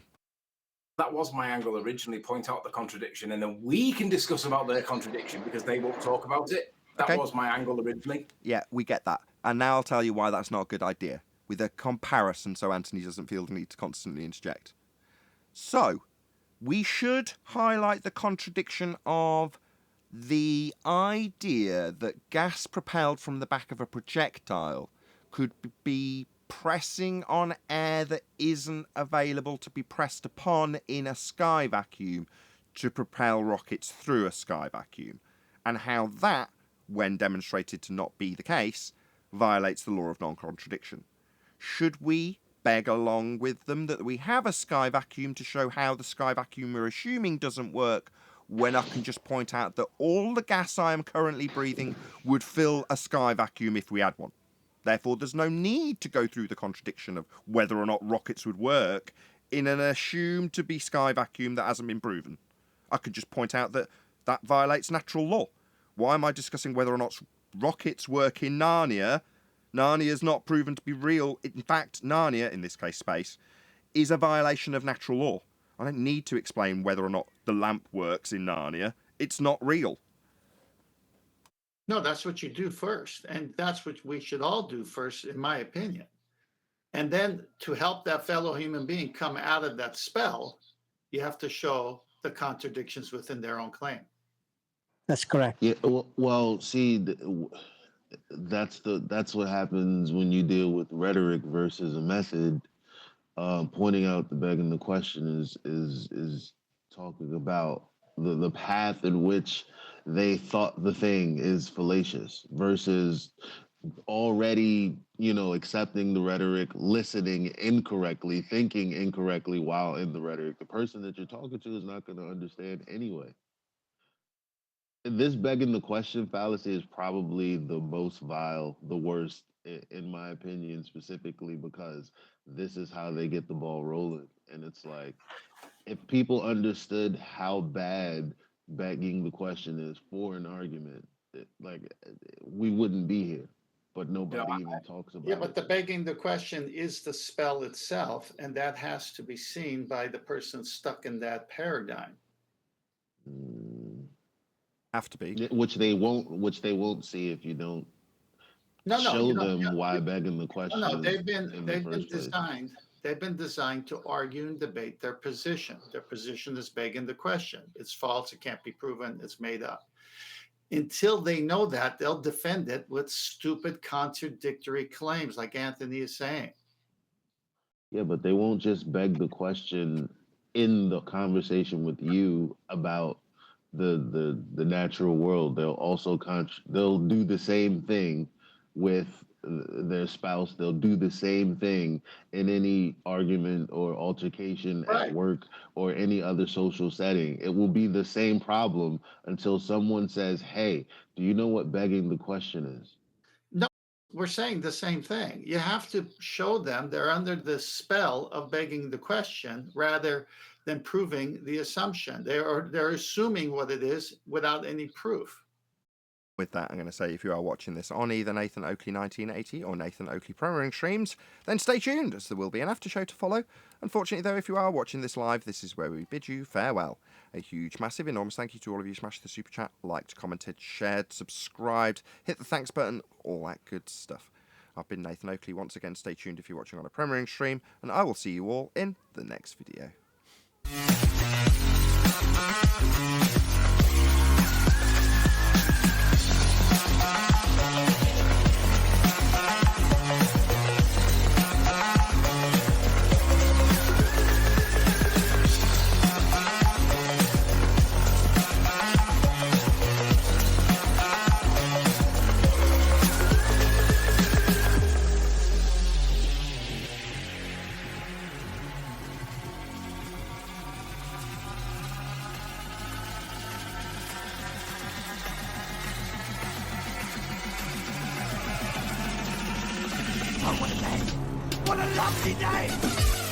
Shout out to everyone in the live stream chat. Yeah, that last hour really did fly by really quickly. Thank you very much to all of you for tuning in.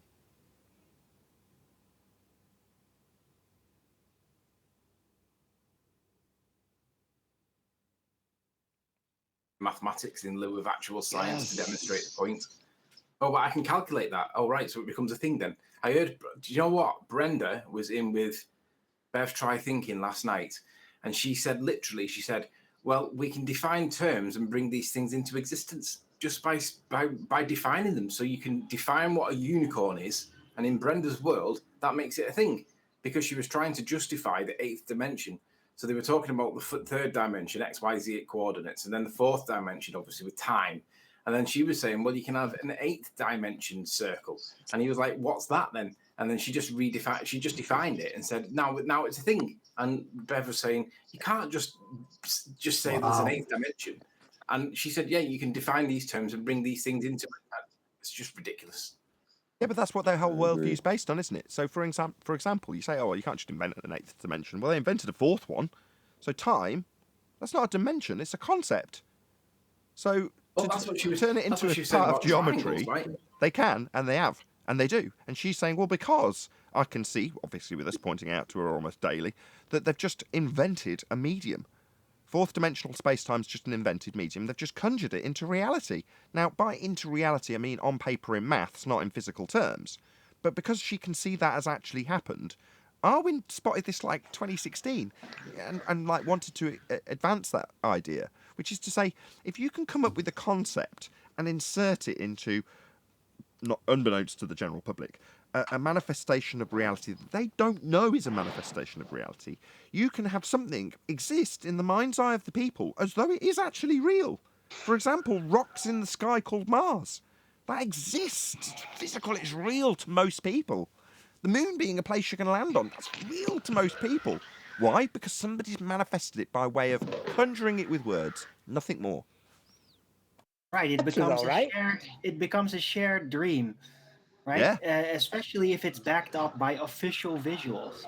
Even though, however ridiculous those visuals are when you really study them, there's still the majority of people won't actually do that, and so they comfortably assimilate it in a collective dream that everybody believes in. It's literally what makes religion. And the person doing it, the person who does that, like Arwin wanted to in this example, is manifesting the reality in the mind's eye of the masses. They are akin in their own mind to God, because they are creating the reality of the masses. It doesn't matter that it exists only in name only, or in mathematics only, or in words only, in language only. Maths is also a version of that. That doesn't matter, because in the mind's eye of the people who are experiencing it, they are your minions, they're your subjects, because their reality is based on what you have told them their reality is, making you a god to them.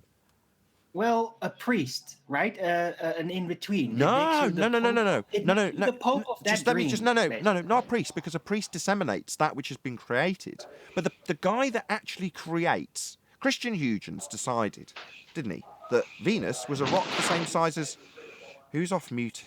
Eli, mute. Elijah. Sorry. Whoever the guy that decides to manifest a certain part of reality, the guy who came up with the Thea story about how Earth had an oversized molten iron core and the moon was created, the person that came up with that story or decided that Venus was going to be the same size as Earth, they have manifested into a perceived reality, something that previously didn't even exist. And then it does exist in the mind's eye. They are like a god in the way that you can, by just words and actions, manifest people's reality. Now, are they really creating anything? No. A perception of something isn't physically creating something. It's not godlike, but it's as close as a narcissistic human can get. Right, but that, to be fair, my point is that is actually kind of what the role of a pope is. They are like the in-between, right? No, they're not. For God. The Pope is God's representative on earth, according to the Catholic Church. Right. So, well, that's a representative. Me being a representative of a manufacturing company that deals with studios making amps in my last career, that is not me making an amplifier, willing something from nothing, from a chunk of aluminium into a circuit board based thing. That's creation. Yeah? Well, if you want to create people's reality, you can't. The world is what it is. But you can create and manifest the perception of reality in the masses. And that's as close to God as you can get. You're just not actually creating anything. Physically. Like the Pope. As close to screen, God. No, not like the Pope. He's a representative. I've said that twice. But that's only what the title is, right? I mean, are the storytellers representatives? No, they are just the storytellers. Pope isn't responsible for the creation. They have that power. The Pope in the narrative is not responsible for any of the creations or miracles or anything else that is godlike in terms of how our world was created. Now, how the globe world was created was by these stories. Well, that's a world being created by men. Yeah, it's quite evil when you think about it in these terms, but everyone's just rumpusing me rather than letting my point sink in. So obviously no one's listening because they want to talk straight through it. I am listening. No, we're agreeing.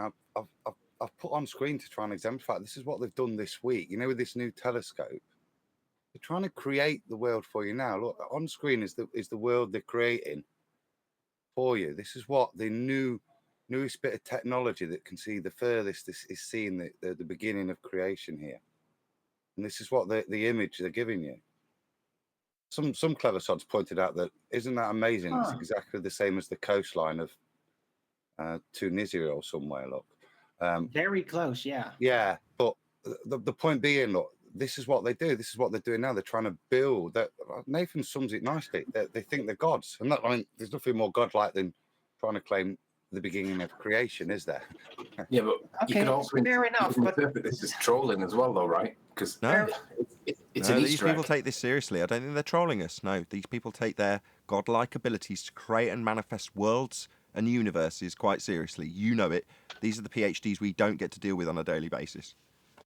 I'd like to make a proper counter argument now with the Pope thing, because I just wanted to remind you that the Pope was there to tell everybody to basically rule over how they interpreted the Bible, right? And they could, like, yeah, you could relatively widely interpret it, leave some things out, or like say, no, that's outdated as a Pope. So yeah, indirectly, they had that power. They could make everybody look at the Bible differently. Okay, If well, they you even compare had it, the look, opportunity to. Yeah, but they managed weren't to- involved in creation at all. That's what yes, Nathan's saying. you've managed to compare it with something that obviously has Pope with power. So on that basis, fine, I agree. But on the basis of Right. creational power, which is what we're talking about, I respectfully still disagree. But you know, hopefully, You mean more artistic power, maybe creative power, because the Pope didn't do that, right? right? God But, did, yeah, in and that he's his sense- representative. God did, right? But these things that we're talking about are godlike, but only in the mind's eye of man, not in the physical manifestation of their reality. Because what you perceive the world and the heavens to be isn't what they are, especially if you've been deceived by people who think they are a god, because they've created that world. Now, that isn't the world, it's that world, the globe world. Right. Well, you still make a good point, though. It is different from the Pope. It's half the same, half very different, because the people know about the Pope, right? He has an official function, and so they obey or they disobey. With this, the people that believe in it, they don't know what's really happening, right? And in that sense, it's like a mysticism, and that is much more a direct, creative, godlike power, because nobody knows you have that power. Then you also have the freedom. And summed up by Morpheus when he said they were born into bondage. Right, but the mysticism factor is very important for that creative freedom, which is like a godlike experience in a way. So fair enough. I concede that. That hour did go really quickly on the live show, I've got to admit. Sure did. I can't even remember what we Tremendous amount of authority has been given to these people. Say again, Ray. Is it Ray? Yeah. It is, yeah, sorry. I was just going to say it's a tremendous amount of authority that's been given to this small group of people that effectively is able to create this entire worldview, this narrative, and the authority is espoused by every government and every scientific group and this very small group, be it NASA or whoever. These are the people that are literally able to create and conjure our entire worldview, and you cannot question it. And if you try to question it, you're the crazy person.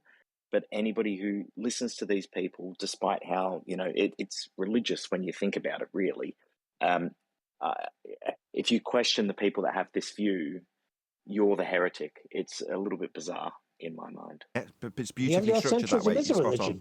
Yes, that's absolutely correct. It's structured to be that way. And we're fortunate in the time we live in now where we have a position, which I'm glad John, Refracted Curvature, has just joined, because he's the one that's been highlighting this to the most extent recently.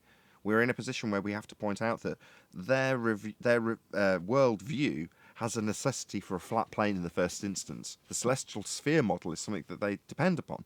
And that celestial sphere model works with the flat plane and angles taken from it in reference to the ground in that model, which is flat. Now, while I'm not going to ascribe myself to any particular model, the model developments come from measurements of the flat plane we actually dwell atop. That's how it's measured and can't be measured any other way, because you can't acquire angles. That's two straight lines in any other way. So when you point that out, it's not that the NASA, whoever they are, the people defending it, the trolls, can say, oh, you're not allowed to display this heresy because you're describing the sky as a second law of thermodynamics violation. In this situation, we have a positive claim that the globe relies on. How are you going to argue against that? You can't, is the answer, because you'd have to deny the fundamental basis of your religious belief in a globe, because it's based on the flat earth. You can't eradicate a foundation stone of the globe, and one of the foundation stones is a flat earth, believe it or not. I love this argument, John. Hello, by the way. Hey, how are you doing? Very well. Good to have you. Yeah, they're wanting to argue past it. Point that they concede. They're wanting to talk about the angle measurements, the model, in reference to let's do this, and then we'll talk about it being a globe. Like they're not wanting to deal with what it actually means that you're able to take an angle measurement from the surface and apply the celestial sphere model.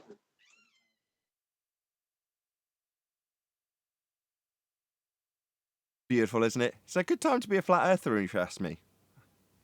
I've never sat in this chair so comfortably as a flat earther as now in 2020. I just heard that that shorts that you had, the short with Neptune, where you're talking about how you have to assume a flat earth first. It had me on the floor. Like, he was almost like willing to just accept that, but then he seemed kind of fucked up that he accepted it. Like, you're just like, well, yeah, you assume a flat earth first, and yeah. I was just like, what's wrong with these people? Well, the problem's always been normally when they're talking with fellow globers or anti-flat earthers, there's no consequences to answer that question. But now facing a flat earther, he was just comfortable and like, yeah, flat earth, you need to start with that. And then realized, oh shit, I'm actually talking with flat earthers. That means I'm kind of screwed. Yeah, in day-to-day discussions about a flat plane, this is kind of how it expanded with my sister when she was nodding along talking about measuring a flat earth to navigate with the sextant.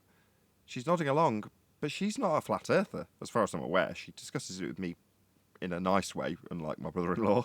But either way, she wasn't doing this when she was being trained in it or performing it at sea and saying, well, this proves a globe or proves a flat earth. She just knew how it functioned.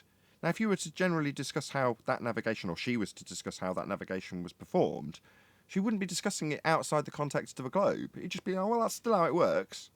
You just don't link the two together. Well, in every argument prior to this, there was an argument because they were allowed to presuppose it was a sphere before they started arguing. But in this, it's a little different. They can't argue the point. Is the debate still tomorrow, John? Yeah, 8 o'clock Eastern time. I have no idea what that is for everybody else. Where at? A McToon's channel? Yeah, I'm going to special ed to do this, I guess.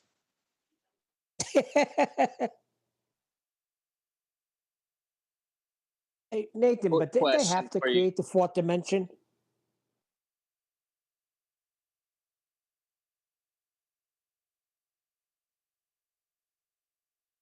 What? What was your question? Oh, Nate? Yeah, Nathan. Oh, yeah, you. Sorry. No, I just asked if they had to create the fourth dimension because they could improve mass attracting mass, correct? I would say that left them with the necessity to remove it from the physical mass attracting mass into the fourth dimensional pseudo, so that you don't have any phenomena existing in reality. That was my description of it. I didn't say that was somehow like citable as the reason, but that's what you've taken it to mean based on what I said. Yeah, that's what I said.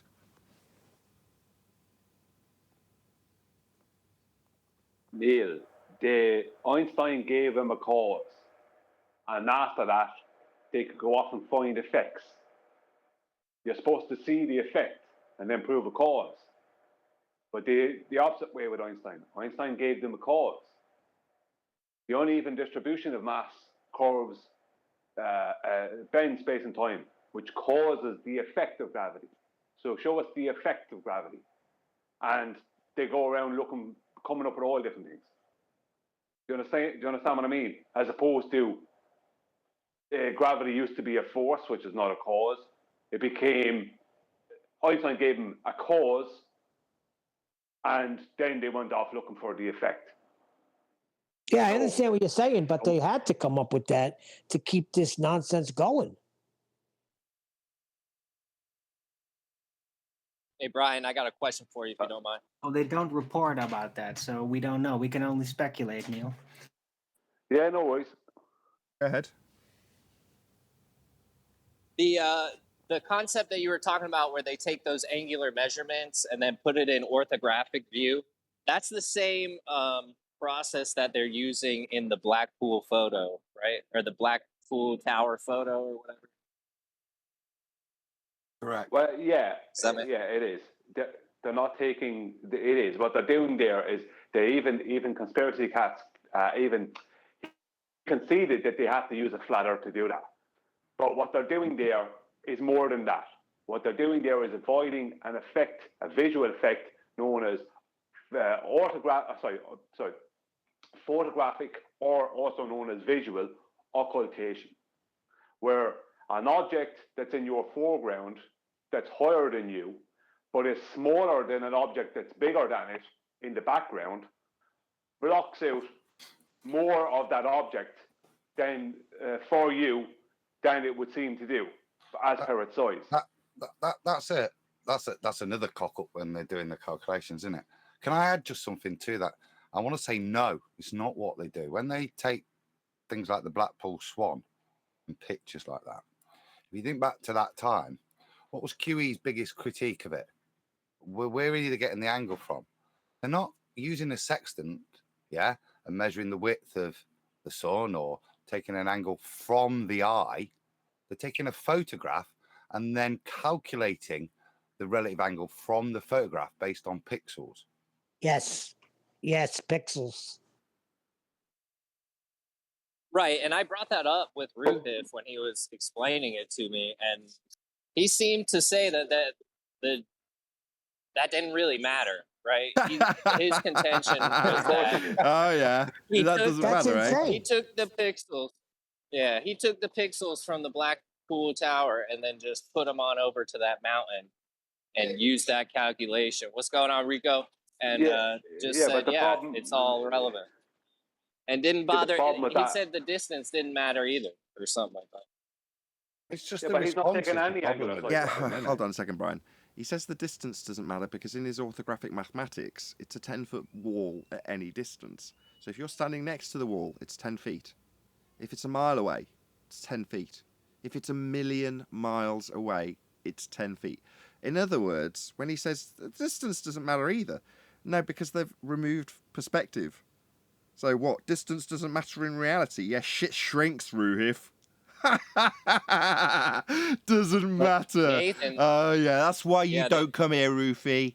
Yeah, because you know how badly you'd have your ass handed to you when you said it didn't matter, and it would be the same at any distance. So this cow's small, and this cow is far away. Do you understand, Ruhif? It matters, you brain-dead idiot. Well, Charles does the same thing, the teacher. He counts the pixels and swears it's the same thing. Hold on, that doesn't matter. He assured me that angular distance or angular.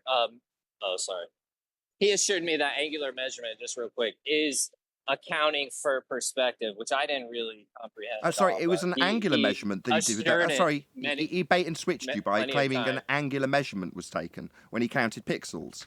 No. Angular measurements would be taken with a sextant. Of course, he'd need a flat plane to do that.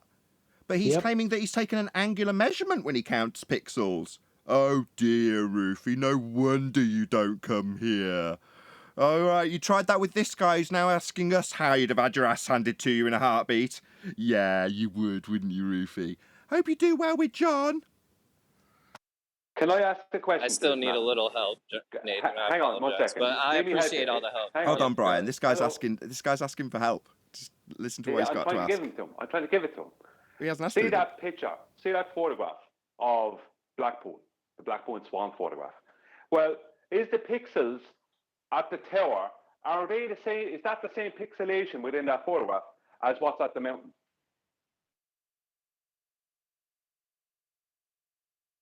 Is that the same megapixel ratio? No, but what Rufy does, he will ascribe a pixels per inch size based on difference. So different things at different ascribed distances will be given a different. But that's but you're cutting in on me, Adam. What I'm trying to say, hang on. What I'm trying to say is the pixelation. The pixelation in the picture is the same in every part of it. What's different is the things that are further in the background. They have a different angular size. And even the mountain, from its base to its top, does different angular sizes because the top is further away from the base. No, it's a photo. Don't argue. Yeah, that's my point. He That's can't a photo. do what he's doing. Yeah. It's a photo. He's got no angles. He's got not one angle. He can measure the angle to his photograph from where he stood, but that's the only angle he can measure from that. But that's my point about him counting pixels. The pixels are the same in every part of that photograph. Do you understand what I mean? There's no difference in the pixels. No. So if you look at his spreadsheets, if he's got in the foreground, say Blackpool Tower, that will be assigned so many pixels per foot in reality. Whereas in the back, that will diminish. So there'll be less pixels per foot. So you'll get more feet in. That's his angular size calculator. Sorry. Just one quick question, Adam. So angular size, that's a familiar term. Pixels per foot, is that a term that is often used by photographers when they're, working out perspective differences? Pixels per feet, is that common? No. You can't use it in an angular size. Never heard of that. You can't. There is no angular size on a globe. Perspective does not exist on a globe. All their mathematics are orthographic. Right. So he's got a pixel per feet. Well, feet and inches values don't change with distance, do they, Brian? Not on the globe, they don't. On the globe, something's actual size stays its actual size, regardless. So rather than having an angular size with things shrinking into the distance, #shit shrinks, he's going to ascribe a feet and inches value to the tower that does not change with distance, and then give a ham-handed comparison to angular size change and call it pixels per feet. That's what he's doing. I've got what you mean, Brian. So, you mean in the photo, the number of pixels per inch at the bottom of let's just take the tower. The tower's fine. It simplifies the point. The number of pixels per feet at the bottom, there'll be less. Whereas at the top, there'll be more of the tower. Just because of the way the lens is working and the way perspective is working. Yet Rufy will attribute just the whole height of the tower and then calculate an average based on the angular size calculator, because he'll know how far it is away. So he'll just back calculate it based on that. Based on his bait and switch, what angular size measurement? The one he hasn't taken because he's only got a photograph. Right. He'll need a flat earth for that measurement, won't he? Well, yeah. Right, that was Kiwi's point. Let's just it? circle back to where Katz came into this, because Katz comes in when he says, I'll have to give you a flat earth. I think the exact phrase were, yeah, angle measurement needs a flat earth. I'll give you that. I think was his exact phrase. I'll give you that flat earth that I require to talk about these angles. Yeah, you'll need that to get them. But Rufy's not doing that. He's come up with his new, on his own, alone, away from the globe rhetoric. Not in line with the globe. He doesn't believe this shit either.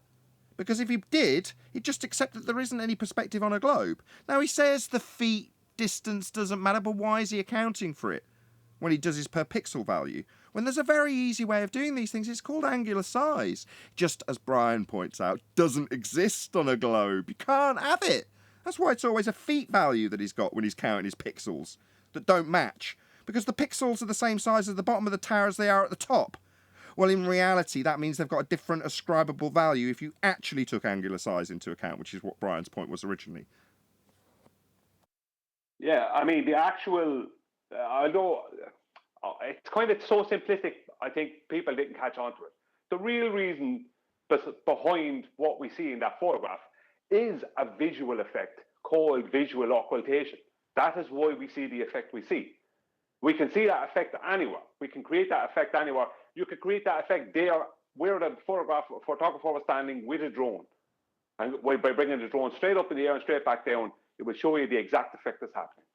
But that's a visual effect, something that does not exist on a globe earth. None of these things exist on a globe earth. Globe earth is orthographic maths.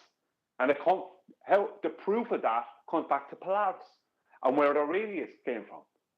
The radius value, not measurement, value. There is no, all globe maths is orthographic. So everything is its actual size in relation to the actual size of everything else all the time. Well, that's fine, but they still got to use a flat plane to get, like, even when they're counting pixels, right? Because they're wanting to establish part of a triangle to get an angle.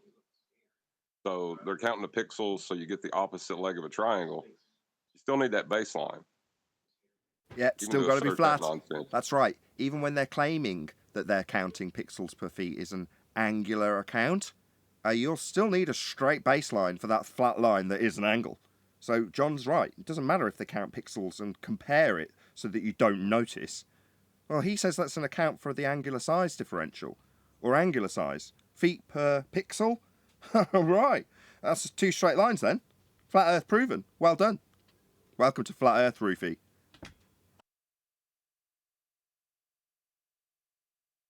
And the part of the argument that he's trying to skip to and talk about the horizon as a tangent point, like he can't even get to that anymore. There is no line of sight to a geometric horizon. They've claimed refracted so many times, they should realize there's no straight line to it anymore. Well, refracted seems to be the official claim because in Metabunk and in, let's say, things like the Davis Sextant Manual and all these things, they're describing the actual horizon as the horizon we see. But the geometric horizon is something that seems to be beneath the water or the water we don't see.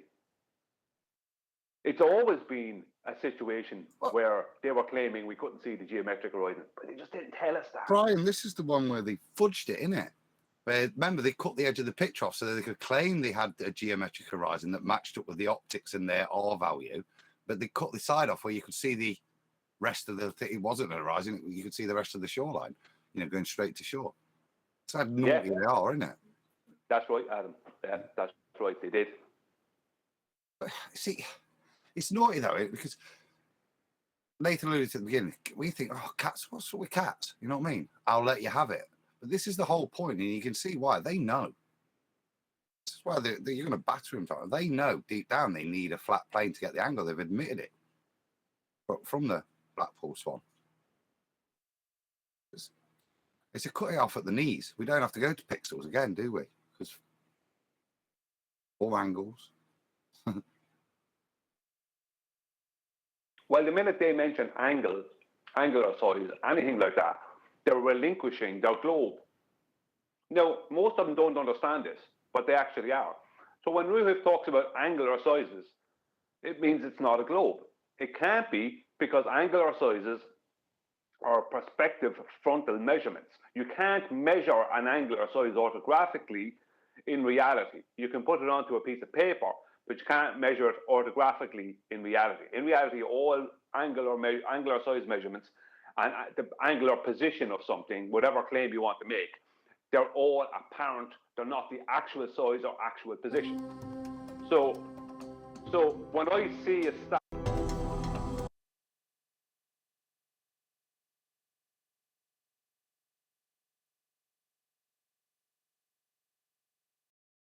position over the earth, that's, if I take an angular size of something, that's its angular size, not its actual size. These things can't happen and don't exist on a globe. All globe mathematics are orthographic because it comes from where the radius came from, which is a back calculation of flat earth elevation angles to Polaris, which are done in the frontal perspective view. They then put them orthographically, take away perspective, and give you a curved earth by creating a radius out of those measurements. That's what they do. So that's why when Polaris rises and falls in the sky, within their model, it's earth curve, not perspective. Go on, John. I was just going to say that contradicts the celestial sphere model. So no, it's not their model. They just believe it is. Yeah, I'm just pointing out where they got their radius value coming from. See, all of their maths, go on, John, I'll talk after. Well, yeah, they got it from the celestial sphere model, but that's a flat plane model. So to assert the Earth's curve contradicts that model. So they kind of got it from a misapplication of mathematics. Yes, but the celestial sphere model is an orthographic representation, John, of angular measurements in reality, which are done in frontal perspective view. So even the celestial sphere model is an orthographic representation of a flat plane and like an orthographic depiction of perspective. Whereas in reality, these things are taken in the frontal view, elevation angles, requiring the distance from the observer to the GP of Polaris all the time. That's where the latitude and longitude grid comes from. It all comes from that. It all back calculated from that starting point. So the whole thing starts frontal perspective and flat out measurements. And once they found out all what they needed to find out about Polaris between its GP and the equator, they then could back calculate an orthographic radius from that. And I showed that down to the decimal points. It's orthographic. From that point on, every single part of their globe is orthographic. There is no frontal perspective because they've just hijacked perspective with Polaris. Sorry for ranting. Yeah, but like the minute you start asserting that the ground is curved, you're contradicting the celestial sphere model.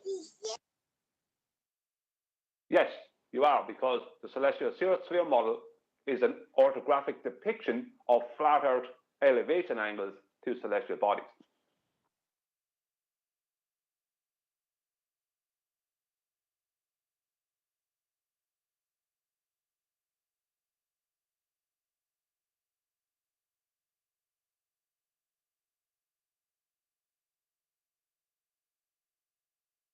It's a weird thing to have to presuppose your opponent's argument to even make an argument against it. I don't think I have anything else to compare it to. It's madness. Your debate, even though it's not a debate because the debate is over, but they will claim it to be a debate. So I'll term it as debate for that purpose. Your debate with Ruiz tomorrow is going to be the weirdest flat versus globe debate of all time. Why can't you just call it a destruction? Because that already happened. It's going to happen live again.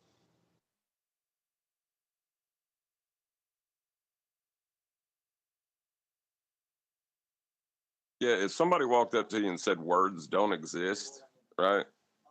So there's no such thing as words. You wouldn't pull out a dictionary and try to prove it to them. No, the meaning of words. The meaning of words. No, I ain't saying that. Like, just saying, if someone said that words don't exist, you wouldn't pull out a dictionary and try to prove to them that words exist. I'd ask what I got you. My rebuttal would be, what's a word? You know? There's no need to argue that. Figures well, if it doesn't exist, then I'd like to know what doesn't exist, you know? There's no when you're arguing with an idiot, you're better off just laughing on stupid things like that. I said, you don't have to justify it, do you? Words don't exist. Just ask him what he just said. That's what I mean. But that's he said words don't exist, but he just used them.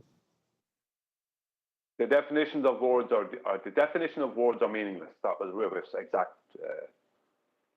quote. He must have been really high when he was doing it. That's correct.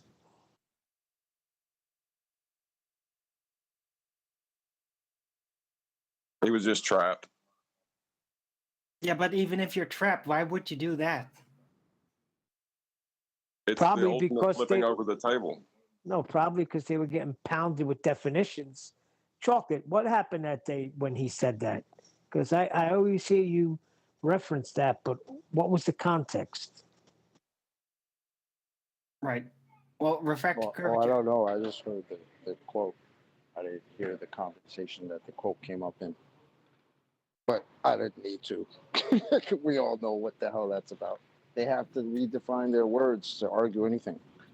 So he just threw out the whole baby and the bathwater and the whole house. So meanings, those are useless in words. Like, all right, buddy, thanks. That's just an idiot. You might as well just go have a conversation. But that's not turning over the table.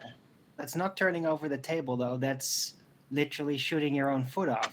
If you turn over the table, it'd be like, yeah, I'm done with this, and then just leave, right?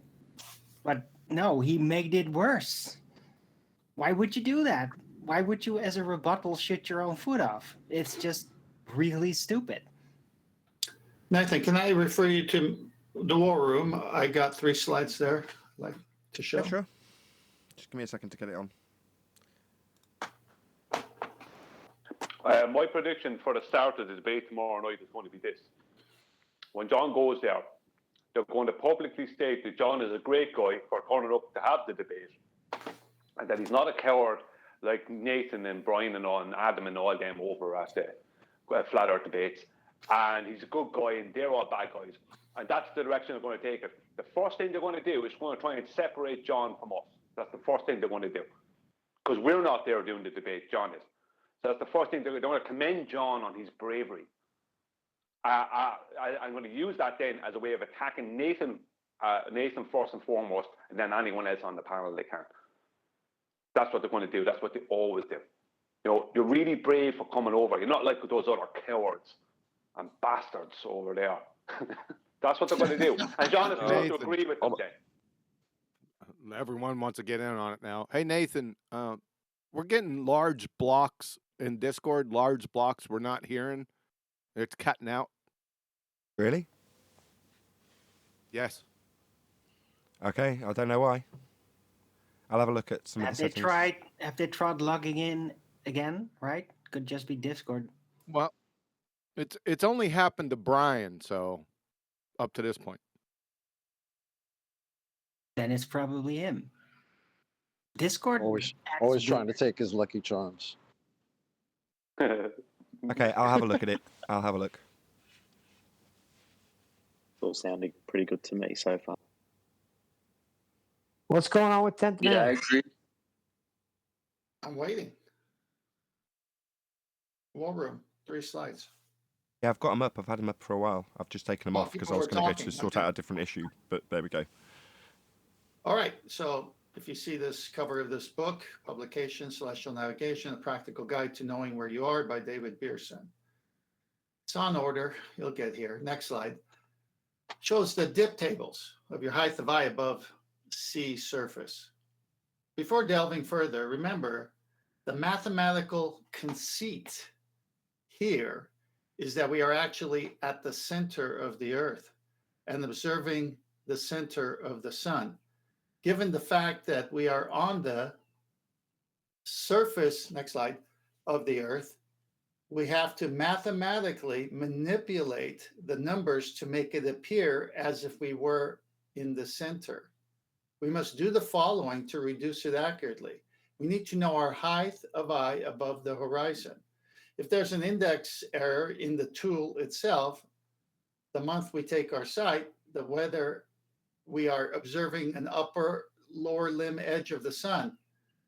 So this, he's referencing the tool itself. When you calibrate it, you adjust for index error off the arc or on the arc. First, let's look at height of eye. Obviously, we want to reduce the height of eye so that we can compensate for the difference in the height of the observer above sea level. The higher we are above the horizon, the greater correction that we have to include. We want to mathematically reduce our height of eye to sea level. This is referred to as the dip, and it's always subtracted, as it must be, because unless swimming or on a life raft, you will always be above the horizon. So how do you find out what the height of eye is?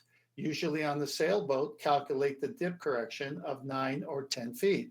That means that I can safely assume that that is my height above sea level when taking an observation.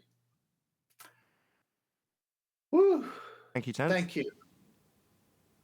It's all there, boys. It's all there. Hey, I just posted the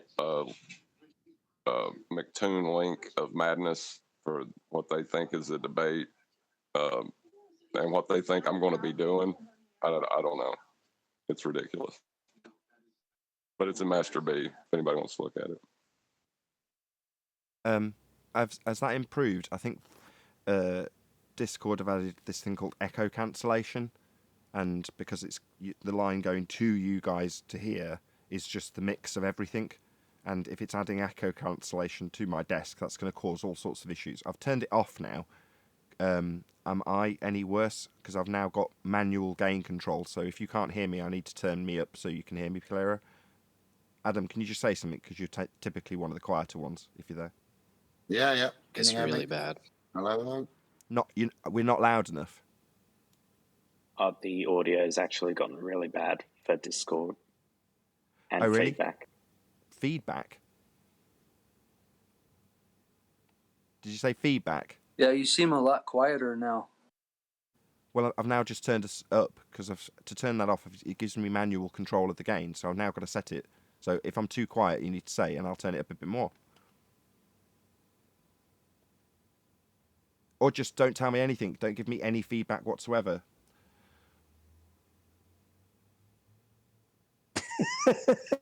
Jesus fucking wept.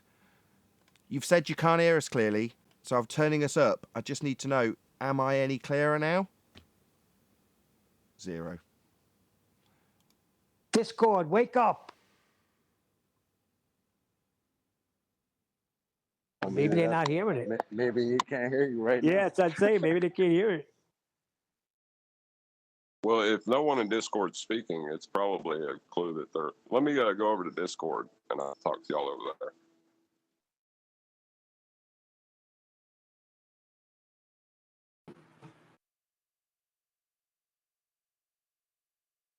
Don't seem to have any audio from Discord now whatsoever.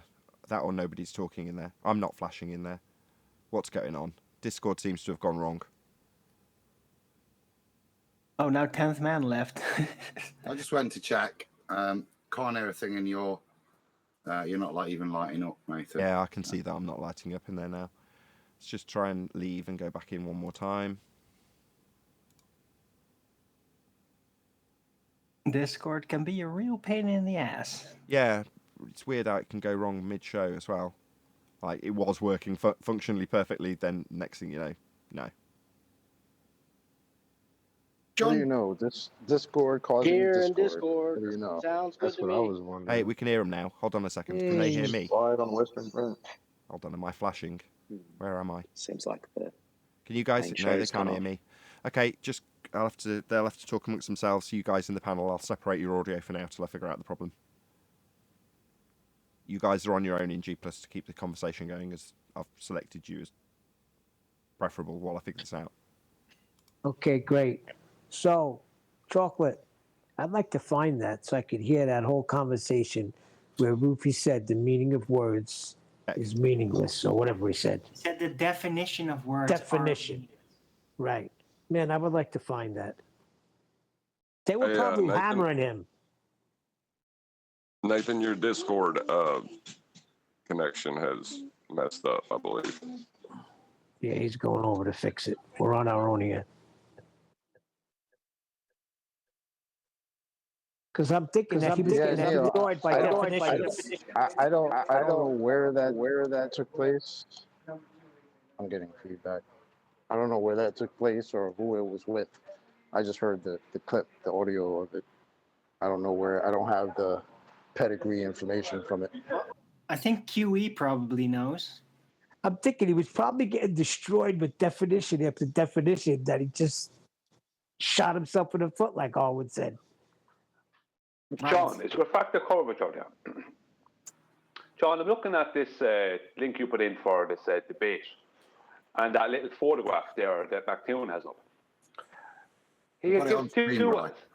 Oh, thanks, Adam. Thank you. Yeah, he gives 2 star angle measurements, right? Angle measurement number 1 and number 2. He has eye height, which he's not showing any of these things, index error, and he gives then a choice then between Atria and Canopus and Regal. And the same with the next one then. He has eye height, index error, Arcanar, Beetlejuice, and Canopus. Right? Right, so he gives you a choice of what star you want to choose. Who cares? Where is index error? Right? Where is height of eye? You know, what eye height are you at? I mean, what is this nonsense? I mean, what is this nonsense that he's posting? Well, what He's you're just like, looking these at are you just choose a star and we'll move on. And we'll forget about all the whole process that started from you taking a sextant out on the decoy ship. That's what that is. Not that it matters to you, but I'm just saying. Can you guys hear That's Brian why okay in Discord now? way better, thank you. Yes, coming through clear. Yeah, I started cool. fiddling with settings and there was no need. I just had to obviously leave and rejoin, and now it seems to have solved the problem. As I've put all the settings back to what they were and just reconnected. So, I don't know, it's just a spurious fault. Overcomplicating things, my bad. Sorry if that caused a problem. It was actually QE's fault Have for you pointing tried it out. turning it off and on again? Yeah, he should have just said, can you drop and rejoin? And I'd have done that. Whereas he's like, no, you've got this bizarre problem. But there we go. It's all solved now, it seems. Stop treating them like It's second Windows class Vista. citizens. We're Nathan. all gonna die. It's all good. But just to recap there, because Brian, it's the same point I think we both had. I clicked the link that John sent. And you, before you'd said, I don't know what they're expecting. Well, I think what they're expecting is you to have rocked up with a load of this nonsense. They still seem to be in this belief that the way in which we're going to define the nature of the Earth is what you can do with the angles once you've taken them from a flat Earth. Participants are allowed to have assistance working the example, generating the demonstration, verifying work or other activities. You know, there's still that same nonsense. Here's the angle.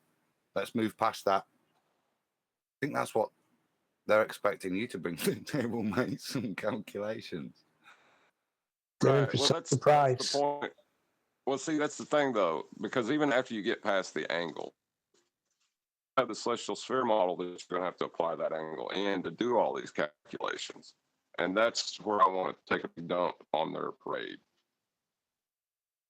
So you're going to presuppose it's flat twice before you even try to do any of this crap.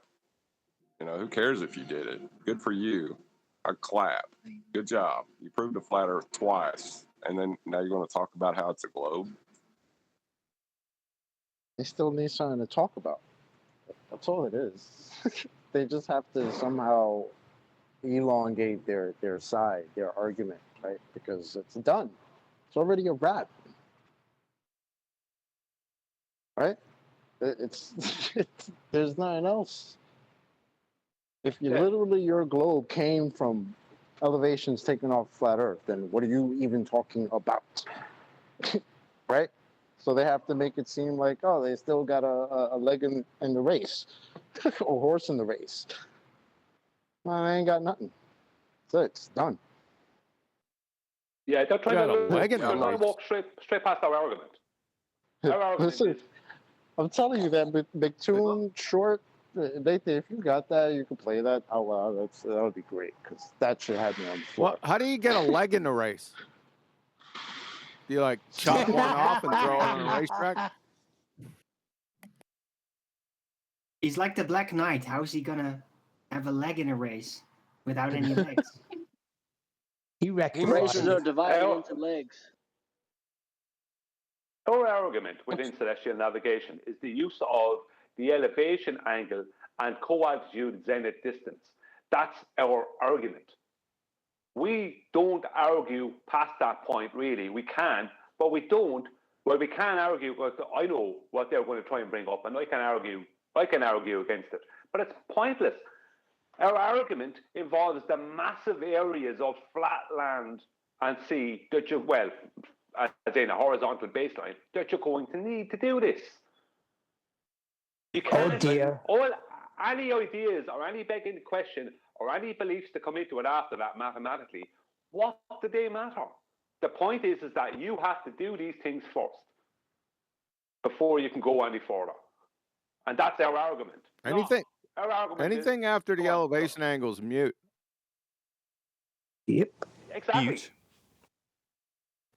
Yeah, right. mute. Definitely mute. Mute. I got a leg in the race. I know it's I got two. Yeah, one leg is going to be difficult for a racer. They seem to be lagging. McToon has these two star angle measurements up, number 1 and number 2. Now, unless it's on a different part of the page, I'm just looking at that photograph. I don't see any angle here to do anything with. They just claim an angle, but they're not showing an angle. What angle? Now, maybe it's blocked out here or something, but they're not giving an angle here. Like, what's the angle? Is it 36.4 degrees to whatever? Is it blah, blah, blah? You know, what's the angle? Well, you know, they're so desperate, they're trying to not even give you an angle. You know, how is Johnson, like, if someone was supposed to join in with what they're doing, how are you supposed to join in on what they're doing when they're omitting the whole basis of the thing? You're omitting the angle. So how can you go further from there? Well, it's a little bit worse than that because the model they're using is a flat Earth model, and they just don't know it yet, I guess. Oh dear. No. So if you read, I clicked on the link in Master B. It says right beside that depiction, the star elevation measurements.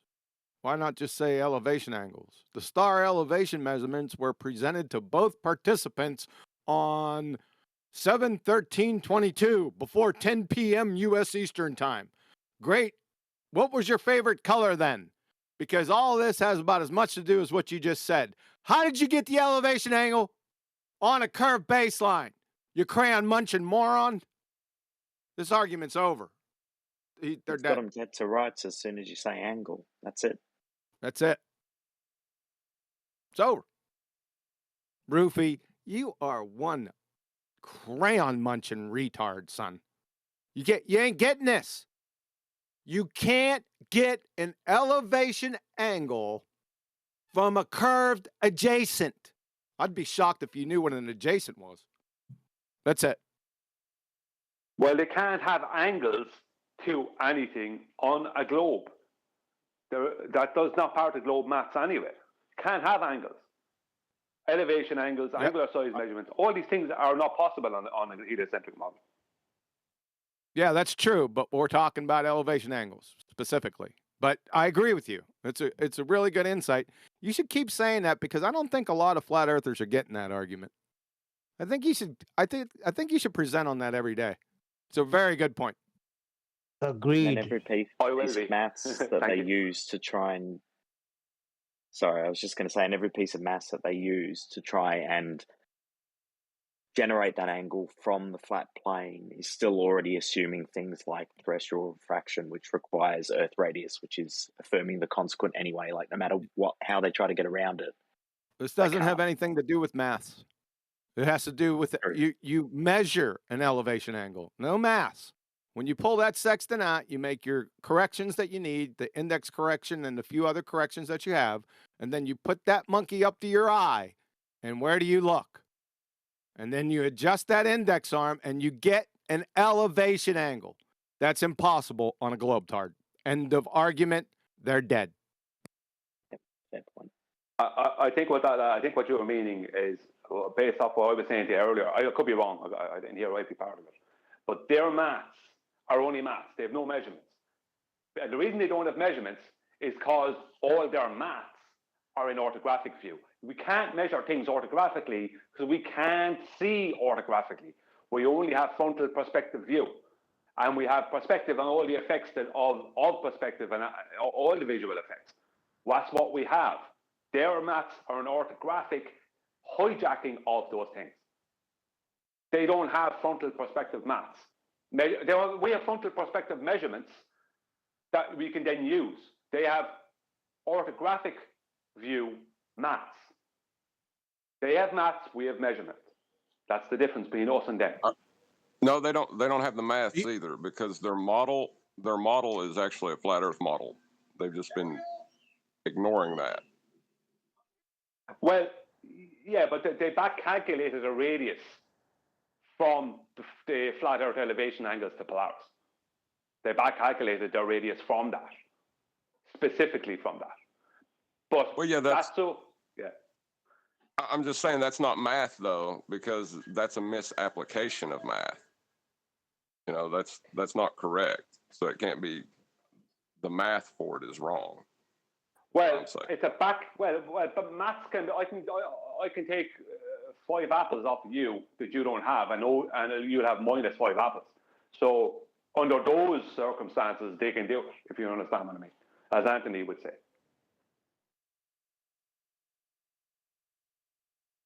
Like that's why I say calculation. Sorry, John. I was just saying, -5 apples can't exist. And neither does orthographic view for reality. We don't see anything orthographically. That doesn't exist. But that is what their whole glow is based off of, an orthographic view, the hijack's perspective. This is like Nathan's point from years ago. Although Nathan said perspective omitting and QE redefined it to no perspective hijacking, so it's Nathan and QE.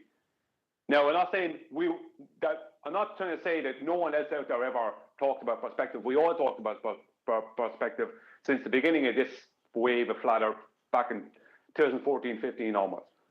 But the argument was pointed out that it's a hijacking of perspective mathematically in the orthographic view, and that's what they have, and that's what they do. There is no frontal perspective measurements that prove a globe. They all disprove a globe. All reality measurement proves a flat plane.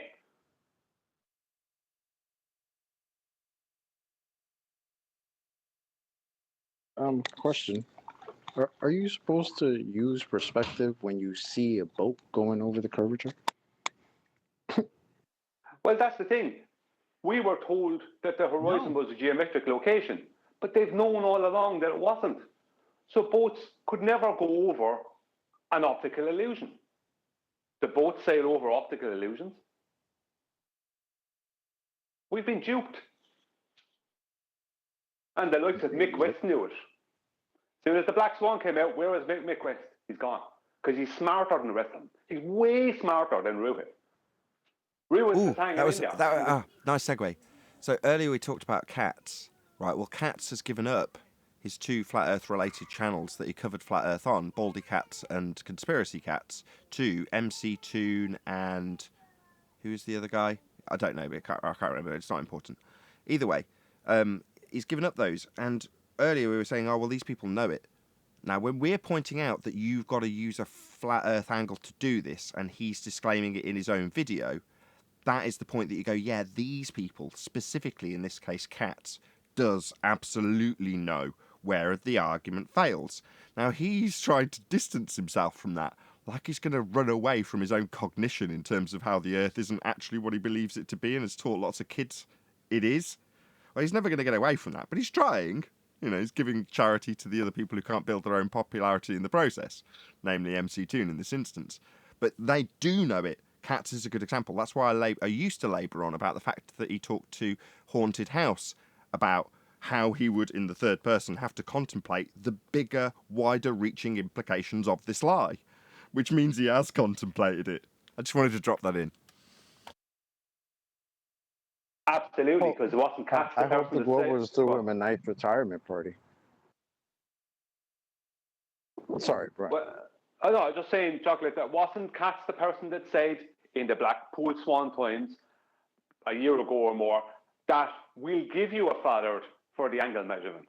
He knew back then. Katz is smarter. Mick West is smarter. Getting out of there. You know, not hanging in there.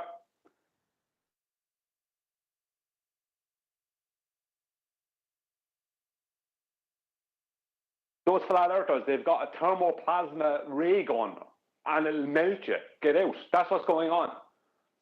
But no, Ruhif and all them are hanging in to have an argument that is impossible to win. Well, there has to be a band that plays at the end of while the Titanic's sinking, right? They need a band apparently. So the people left are the band, still playing while the ship's going down. That's what I call Ruhif, Glenn Iceberg Williamson. I've been calling him that privately. I've been calling him that for ages. Calling him Iceberg in Discord and private message because he wants to go down with the ship. That's all you could say. You want to go down with the ship. You can see the iceberg is coming. You're refusing to get onto the other ship, so that means you want to go down. You know, playing with the band.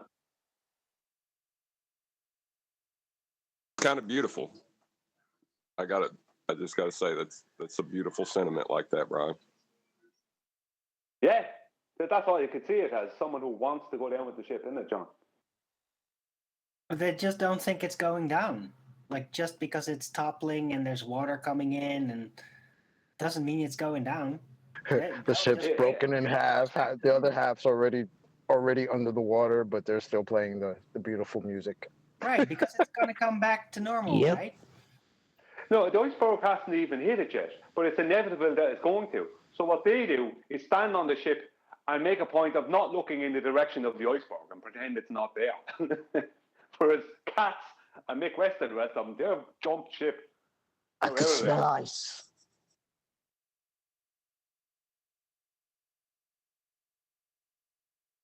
So there's no iceberg, but you can think of it as this. Right, and they don't even know, and they don't even know it was actually the Lusitania. Yeah, but it doesn't matter what ship it was. The point is that it doesn't matter the ship.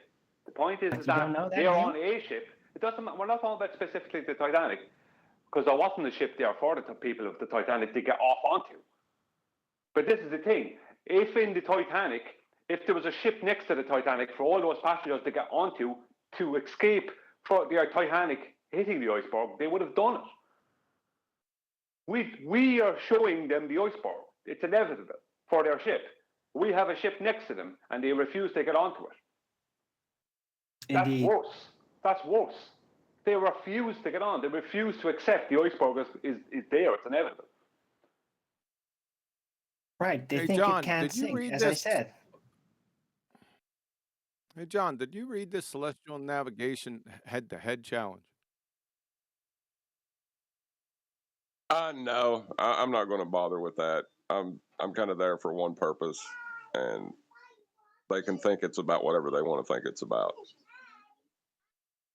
Well, the first statement, I already read the bottom statement. The first paragraph, Ruhif and John, a.k.a. Refracted Curvature, have agreed to a live head-to-head challenge where each person is given a unique set of star angle measurements and will demonstrate by way of example how celestial navigation determines the location fix on their asserted Earth shape.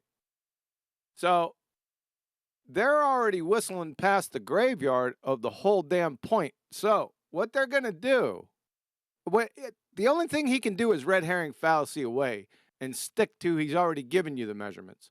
So this might turn into a shit show real quick.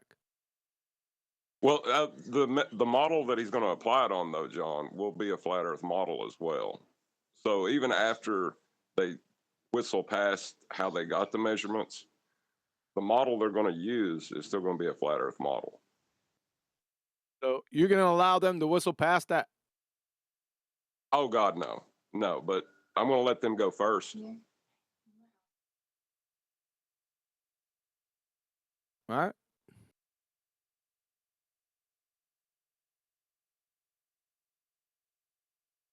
I'm going to let them do all the heavy lifting for me. And then Well, it looks like it's only you and Ruhif, but McBooger Eater's probably going to try to jump in here with his retardedness. The only thing they can do is red herring fallacy. They're going to try to divert. They're going to try to get you off your game and divert away from those elevation angle measurements. So I'm sure you already know that. It's really hard. A lot of people have a hard time with that when they're, it's you're on stage, right? And you feel obligated to answer their red herring fallacies. May I suggest don't? Yeah, that was my plan. I just wanted to stick to the points that were made and not go off into the weeds. That's my plan anyway. I might mess up, like you said, that heat of the moment and all.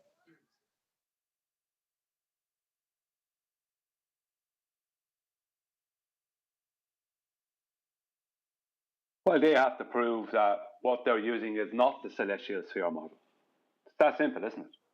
How do they prove that what they're using is not the celestial sphere model? Oh, no, they can't do that either. But that's the beauty of it. They're going to try to prove the celestial sphere model of a flat plane is actually of a curved surface, which would negate the angle measurement to begin with. So it's going to get messy, I guess. It's circular disaster, isn't it, for them? I think that's kind of your point, isn't it? Circular disaster. They run out of one room because it's fire. It's all fire. They run into the next room where there's lions. Then they run out of that room into where the tigers are. Then they get out of there into all the snakes. No matter what direction they turn and run, it's like, there's no way out. Every door. And then eventually they end up back in the room where there was all the fire. There's no getting out of it. No, this is the perfect example of the hippopotamus. John's nice. Oh, that hippo's nice. But go in the water with that hippo and watch what he does to you. I don't know why John. they think.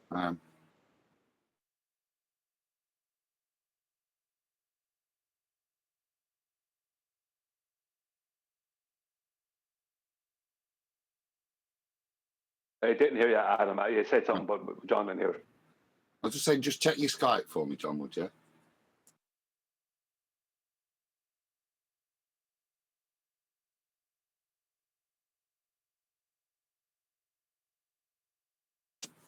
I think it's going to be.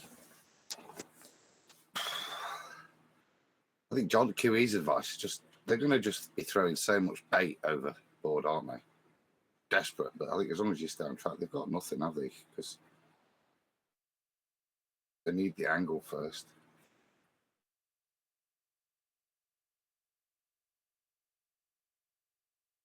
Yeah, even after they get the angle, though, they still got to apply it in a model. Their model, though, is a flat Earth model.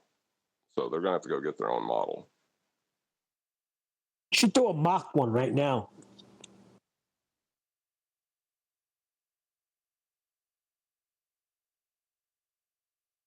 Push comes to shove, John. You can always show them your kitchen, your globe kitchen measurements or calculations. I mean,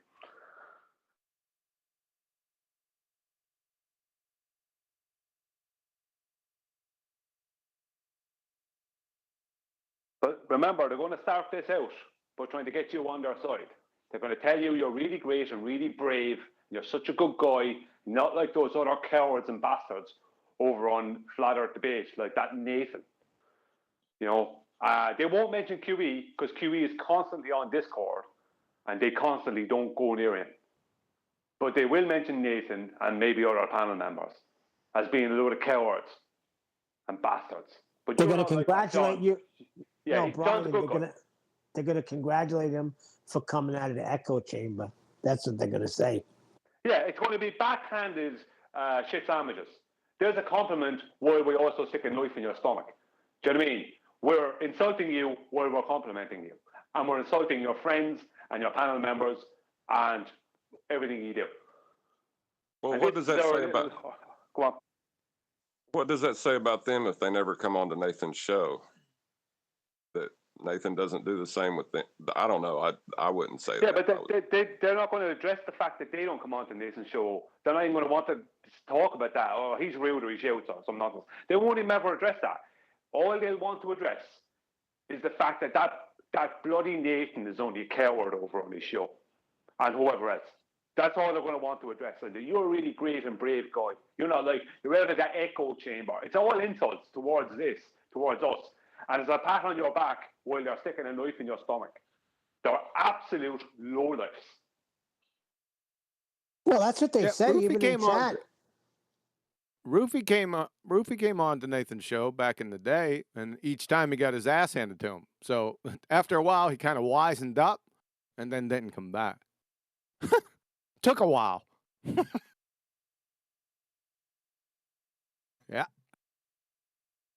Right about FED 300, 350, 400, right in that vicinity.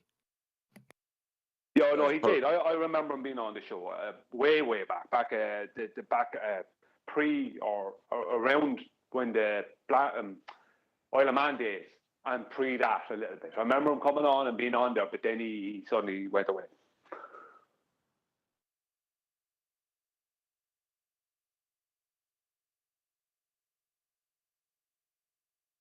This is going to be a massacre. Are they that stupid they don't understand this? That's rhetorical. Don't answer that. There'll be blood everywhere. Speaking of blood everywhere, tomorrow on my live show, I'm going to get medieval on them. I think I'm going to title it Conservation of Stupidity. That's what. Nice. It's tentative. I like it. Well, they're not conserving it; they're spreading it all over the damn place. So, what do you think the show might be on? If I say Conservation of Stupidity. Axial rotation. All right, let me take a wild stab at it. Well, 3 people talked. I should probably not do that. I should probably identify some. I'll do it this time with Mr. Leg and Race. So if I say the Conservation of Stupidity, what do you think it might be on? Coriolis? Connected. That's a winner. I'll have to give you that. That I had 2 legs in the race that time. It's not connected. Oh my God. Yeah, right. It's actually in reality not connected, but those dipshits try to connect it. I'm going to deconnect it. The stupidity is in lockstep with the rotation of the Earth. Yeah. But No, I didn't don't want do to take that, over the 'cause that show. implies they're not stupid. Lockstep. Say again? That's heresy. Say that one more time, Adam. Doesn't that not imply that they're not stupid? Because there is no rotation, What so does- the amount of stupidity is none.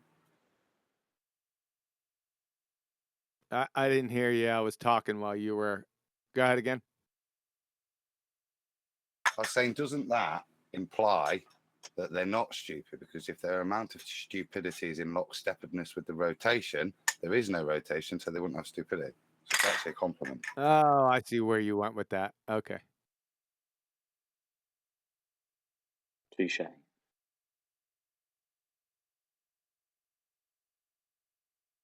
Well, Or it's enough just about me them and my show choosing tomorrow. to- What else is going on? I should have never started. What? And they say that's them not choosing to be stupid, it's choosing to be a heretic. Because that's not the globe claim. So, willingly choosing Well, to be I have heretics. Yep, feral. They're all feral. Yeah. So what else is going on? I think I posted. I just remembered this. I posted something in Ballbusters. Oh, you two guys seen it, Adam and Arwen. So we got Proto Thad and Phil Bell together in Nathan's chat. Since things have slowed down, I figured I'd bring this up. So the Devil's Advocate, that's that Proto Thad retard.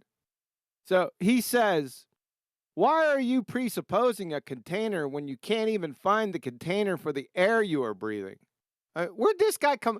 Did he just skip 2015 through 2019? I don't know. Oh my God. Phil B. You kidding me? Phil They B. never give right up. below him. You asked a rhetorical question, Phil B, QE, right- so 5 people want to answer it. Yeah. Yeah.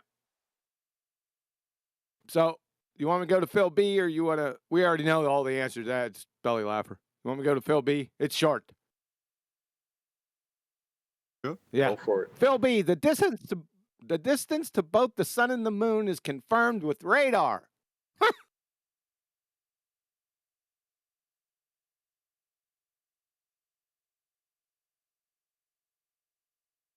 Anything?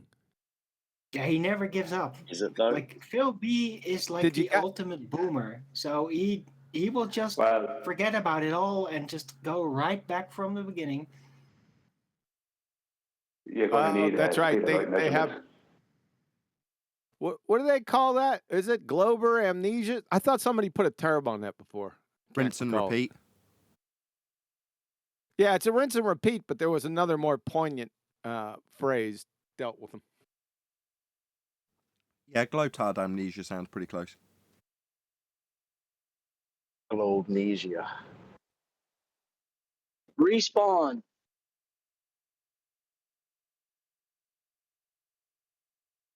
Yeah, it was close to that. It was something. Maybe it doesn't matter. I'm sorry. Spherical Carry on. amnesia.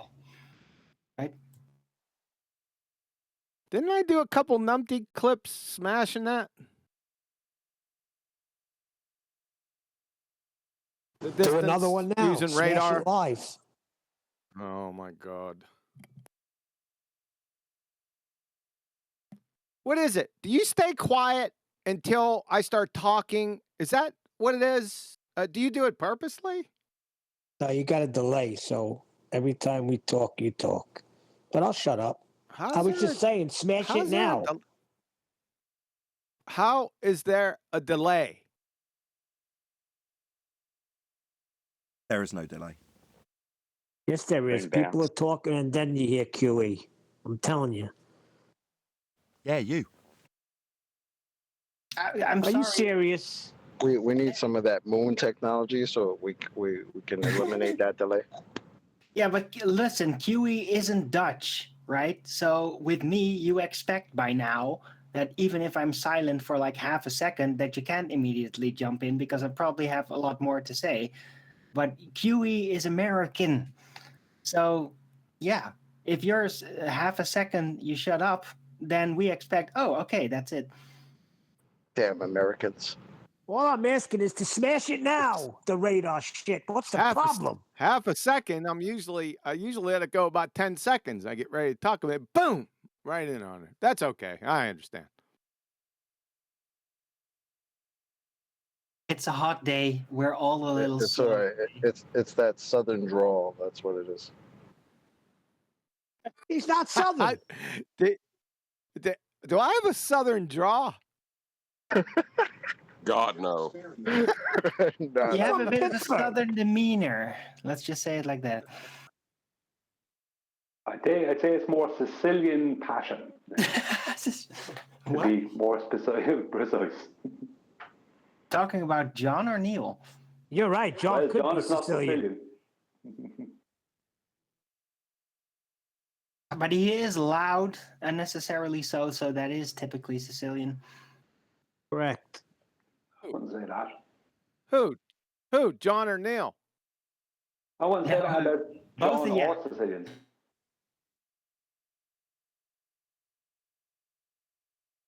I didn't hear anything. It seems like everyone wants to talk. Everyone stops at the same time and then starts to talk at the same time. Isn't that uncanny? It's the heat, John. It's the heat. May I speak? Can you destroy this radar? May I speak? That's a good one, man. Go ahead. Can you please destroy this radar for me live? Destroy the radar for what? What radar? Oh, and I love that echo too.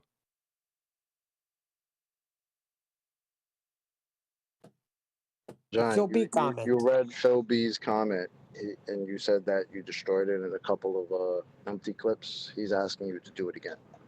But your Thank you, mic wide Chocolate. open, No. QE. You're moaning about echo, but you know, you got to put yourself on mute when you finish talking. In the server. That's not me echoing. I'm looking at Discord and I see your name. Now it's probably not you, but you represent everyone on the panel. When we get an echo, What? I'm on yours mute. lights up. That's not an yeah, but okay. And wait, fella. I can't close my mic because otherwise I can't give audio to anybody in the Discord stream. It's Arwen. When Arwen opens his mic, he has the sound coming out of his computer as well. So you get an echo feedback from Arwen. So when you went to speak there, Arwen opened his mic to say something, John, and you got feedback because you're hearing yourself coming back from Arwen's computer. Really? Am I giving feedback? Is that me? Yeah. Do you ever wear headphones? No. Have you got a fully treated studio that you've carefully considered where the sound's coming from and bought a mic that rejects the sound from those speakers? You've given him an opener now. Dude, what the hell? I've done this for like 5 years. And you've been causing echo for that long. You're doing it wrong. If you can for hear the 5 speakers, years. Arwen. Hello, Arwen. If you can hear the speakers, What makes you think that your mic can't hear them? Well, there's a specific Hello? function to block that out. Oh yeah, what magic? No, it's part of the speaker installation. Yeah, right. I just asked that. Yeah. Loopy. No. Yes, No. you are causing feedback. It's not major, but Q is very sensitive. Well, that's today then, because I've listened the show back, right? I listen the show a lot, and I never give feedback. So that's today then. So it's acting weird today for some reason. The Can one who happen. causes feedback doesn't get feedback. That's shockingly not how it works, because if you're the cause of it, you're not going to hear it. It's the sound of your speakers going back into your mic. Anyway, let's not concern. I've got all sorts of gates and compressors and magical things that are supposed to alleviate that. But when someone like QE pipes up about it, I think, do I need to reassess everything? Or could it be better if it was just, I knew what the problem was immediately? You don't. If you're going to have to rejoin Discord, you don't know that till you do it. But, it would be better if you didn't all pipe up about what's causing feedback, because none of you know. I don't know. It doesn't always do it, and I know it. So you can all say like, "Oh, it's always doing that." No, it isn't. Could be. I know it isn't. It's a hot day. Let's change the subject, because technical issues with feedback. Look, really, just let me worry about that. Don't worry about it. And I don't have moan the at me about ultimate it either. solution. It's When occasionally I going to talk, happen. just don't talk over me. Like May you're I doing to me speak? right now. I I'm trying to explain that it's a complicated show that I have to try and keep a handle of. But I'd rather not that complication of having 3 different places talk to each other without that much feedback. Occasionally it happens. Just accept it. It's as good as it can possibly be.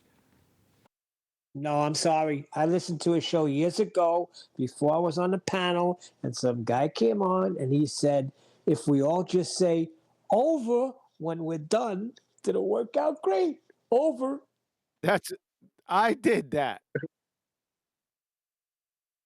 Yeah, that lasted about a I week. said that. I said Oh, that no, there was years another ago, guy. and then everyone said, "No." You said that. I said that.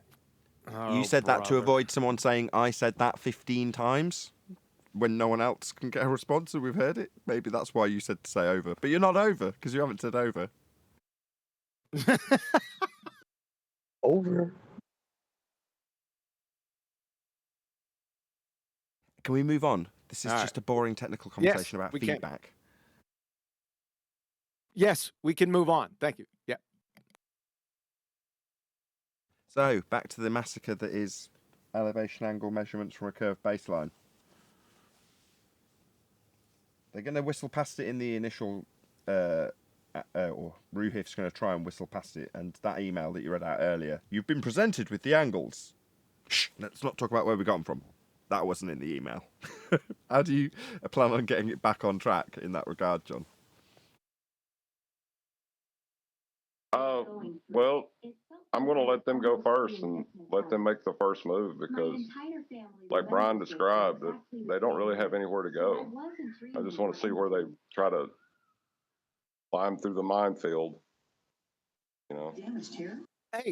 Hey, would they let you play? I don't know if this has been talked about. Just a short, 1 minute clip off a video.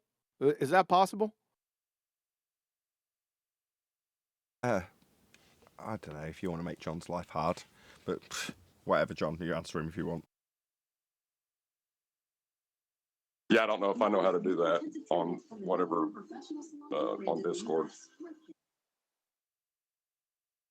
Could you send it to him? Because the 1 minute clip is the clip from Rob Durham, where he actually uses AutoCAD and puts a triangle on a sphere and then tries to get the angle between the adjacent and the hypotenuse. Error. Someone dig that out. I'd like to play it right now. If someone's got that video, can you stick it in Skype? Yeah, I got it. So hold on. I know it's roughly at the 6 minute mark in Rob Durham's video. I think I got it time hacked. Excellent. Give me a second. Thank you. I'll play this out for the audience in a second. I know Rob Durham won't mind. Subscribe today to Rob Durham. You'll know why in a minute. Well, that's just a side effect of projecting the flat plane up onto the celestial sphere. It kind of throws everything into confusion. Boom. Right. You're way ahead of them then. Yeah. That's done after you've begged the question. Oh, I like you, John. I like you a lot. John is dangerous. You want it in Ball Busters? Yes, please. That'd be marvelous. Thank you.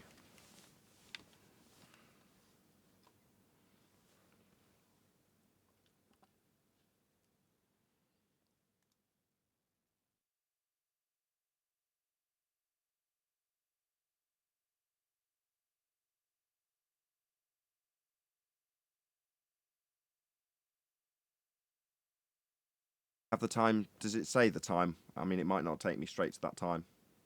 Let's just see if it does. Yeah, 1 second. It's 8:09. No, it has. It's taken me straight there. Perfect. All right, let's just do this. My stuff's looking a bit of a mess. Can I show Rob Durham? Yes, I can.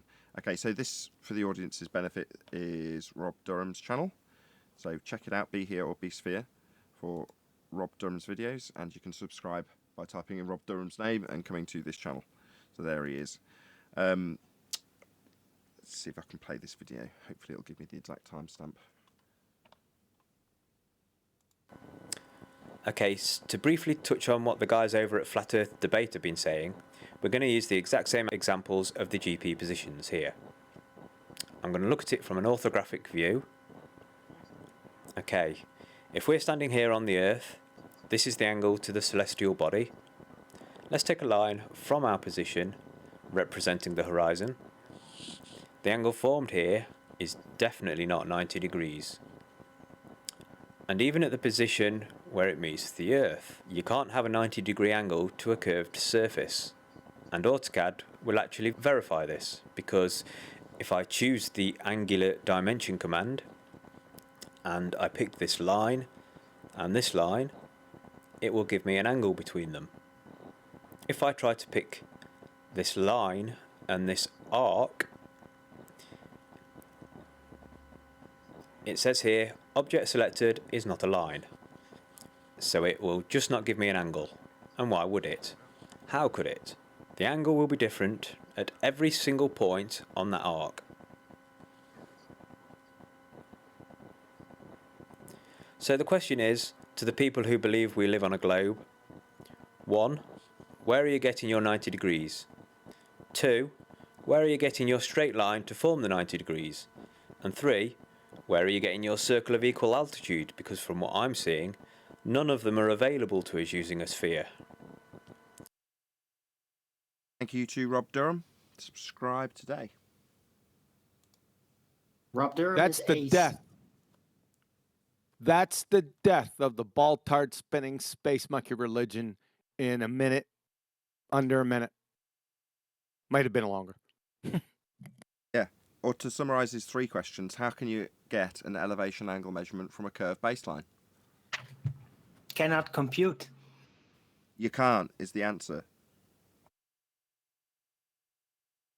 So even his little program told him that you can't get this angle from a curved line. Yeah, it don't work. That's great.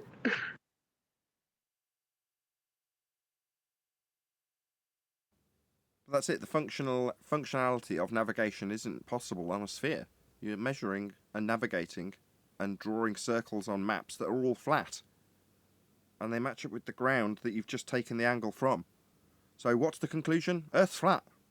There is no other conclusion to come to. Yeah, but Nathan, we don't claim on the globe side that you can get elevation angles off a curved baseline. Have you ever heard of a tangent plane? From a curved baseline, not to an assumed sphere edge, tangent point, Earth curve edge horizon we debunked in 2020. If you're going to draw a tangent line, that's a straight line to a physical geometric sphere edge. Now, before John gets there, I'm going to say it because he's going to get plenty of opportunity tomorrow. That violates the celestial sphere model. No, it's an admission that they can't do it using a curved surface. Correct, and they haven't got a tangent anymore. Go on, Kiwi. What's gonna happen if that video is allowed to play after John says you cannot obtain an elevation angle, the foundation of celestial navigation, on a curved baseline, and plays that video? What's gonna happen? I don't know. That's a good question. I don't think the world will end. Then their heads will explode. It's hard to know. To me, Adam's right. They go tangent, yeah, and then you ask why tangent, and a tangent. The only way they can use the tangent is to make an adjustment to geometric horizon. And what I say, once they dip, they're done, aren't they? They don't have a tangent. That's a geometric Earth curve edge horizon. They don't have that. Exactly. And then they're in a loop, and that's what I'm saying. The only way, because their surface is curved, the only way they can do it is to create a tangent, and then that, like I say, that puts them into the black swan loop. So it's fine because they can't. It doesn't matter which way they want to go into it, but as soon as at that point, before you go on beyond that, sorry, to expand on that and quote QE, they're trying to manifest a non-visible horizon from a dip angle correction at that point, because they're correcting from a tangent. Well, it's a straight line to a geometric Earth curve. Well, I haven't got that. It's refracted. So they're trying to manifest an Earth curve edge that doesn't exist when they claim they're doing dip angle correction from a bent line. But it's worse than that. They're admitting that they can't perform this process on a curved surface. It's over at that point. That's what it sounds like to me. Yeah, Brian's right. The argument's over, and QE already said that. That is absolutely right. At that point, the moment you can't get... They'll try and make out that they can, yeah? And the way they can is because the way they use the horizon is geometrically, so that their tangent to it is the calculation adjustment to horizontal, yeah? Which is all very well and clever and looks beautiful, but like I say, it requires the admission that that horizon is now a geometric edge, yeah? And so it's absolutely fine, but that's the only way out of trying to deal with the dingleberry underneath. You have to reify the horizon physically. But why would you correct with an optical instrument for a geometric thing that you can't actually see? You don't, Owen. That's exactly what QE pointed out to Hoymar. You're attempting to manifest a non-visible horizon from a dip angle correction. Why would you correct from something you can't see? You can't correct from something you can't see. And what can't they see? Earth curve. To make it plain what they're correcting from. But it sounds like a fancy way of admitting they can't do this.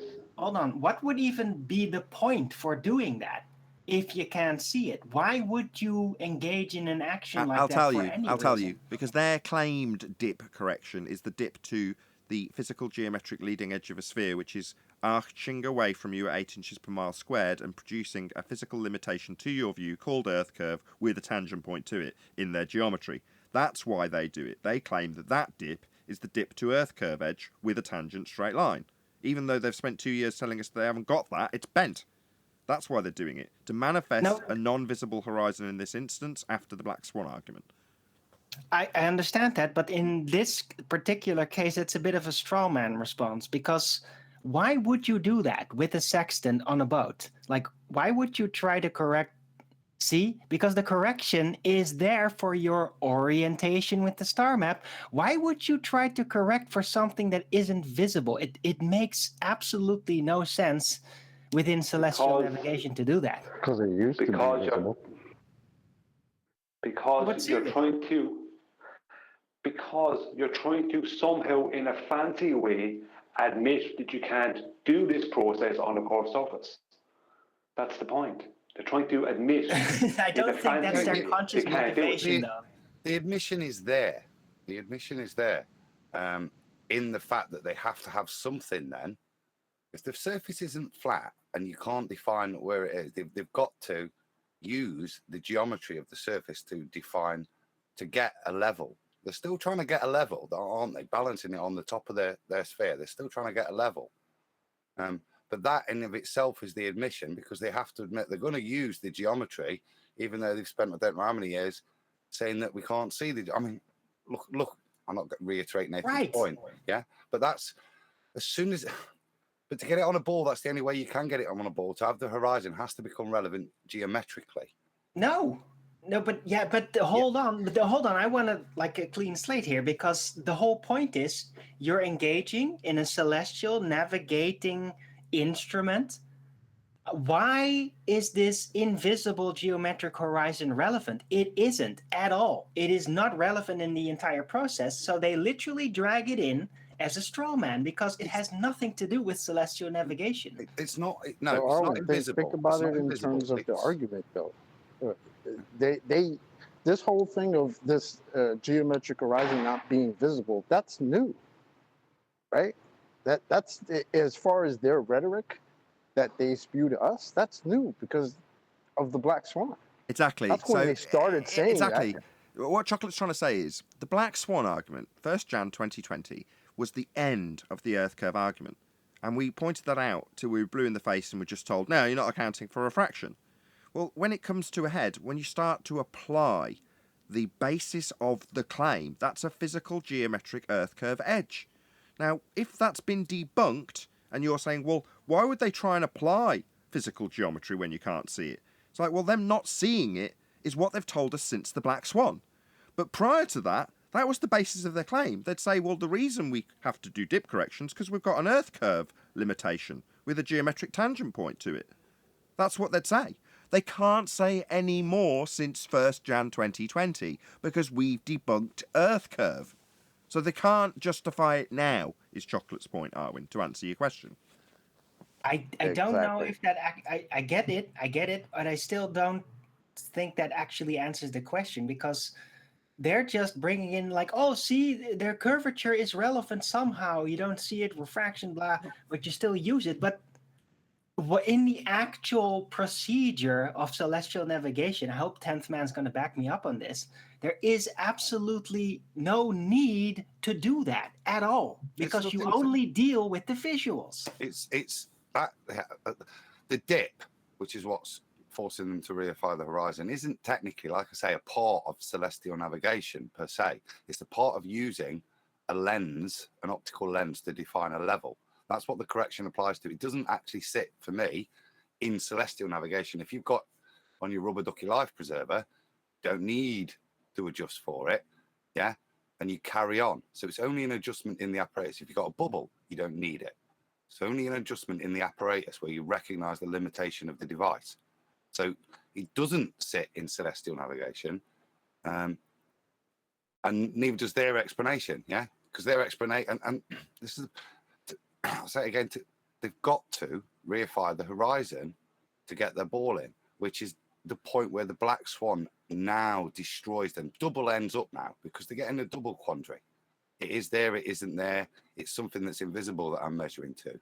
This is the double speak now because of the Black Swan where they have to. And I understand that, but still, in the actual procedure, it's the horizon. There is no mention of geometric horizon or anything like that. It's just the horizon, which is the visible horizon. Yes, it's not yes, relevant. That's right, Arwen. That's correct. That's where we win because we only have one horizon and their horizon's geometric. Or it was until it was debunked by the Black Swan. And with that, I'm going to say another huge, massive, enormous thank you to both Discord and G+ panels for making today's after show possible. And of course, a massive thank you to all of you in either Nathan Oakley 1980 or Nathan Oakley Premiering streams, hopefully smashing the super chat, liking, commenting, sharing, subscribing, joining as a member, hitting the thanks button, all that good stuff. I've been Nathan Oakley, and I will see you all in the next video.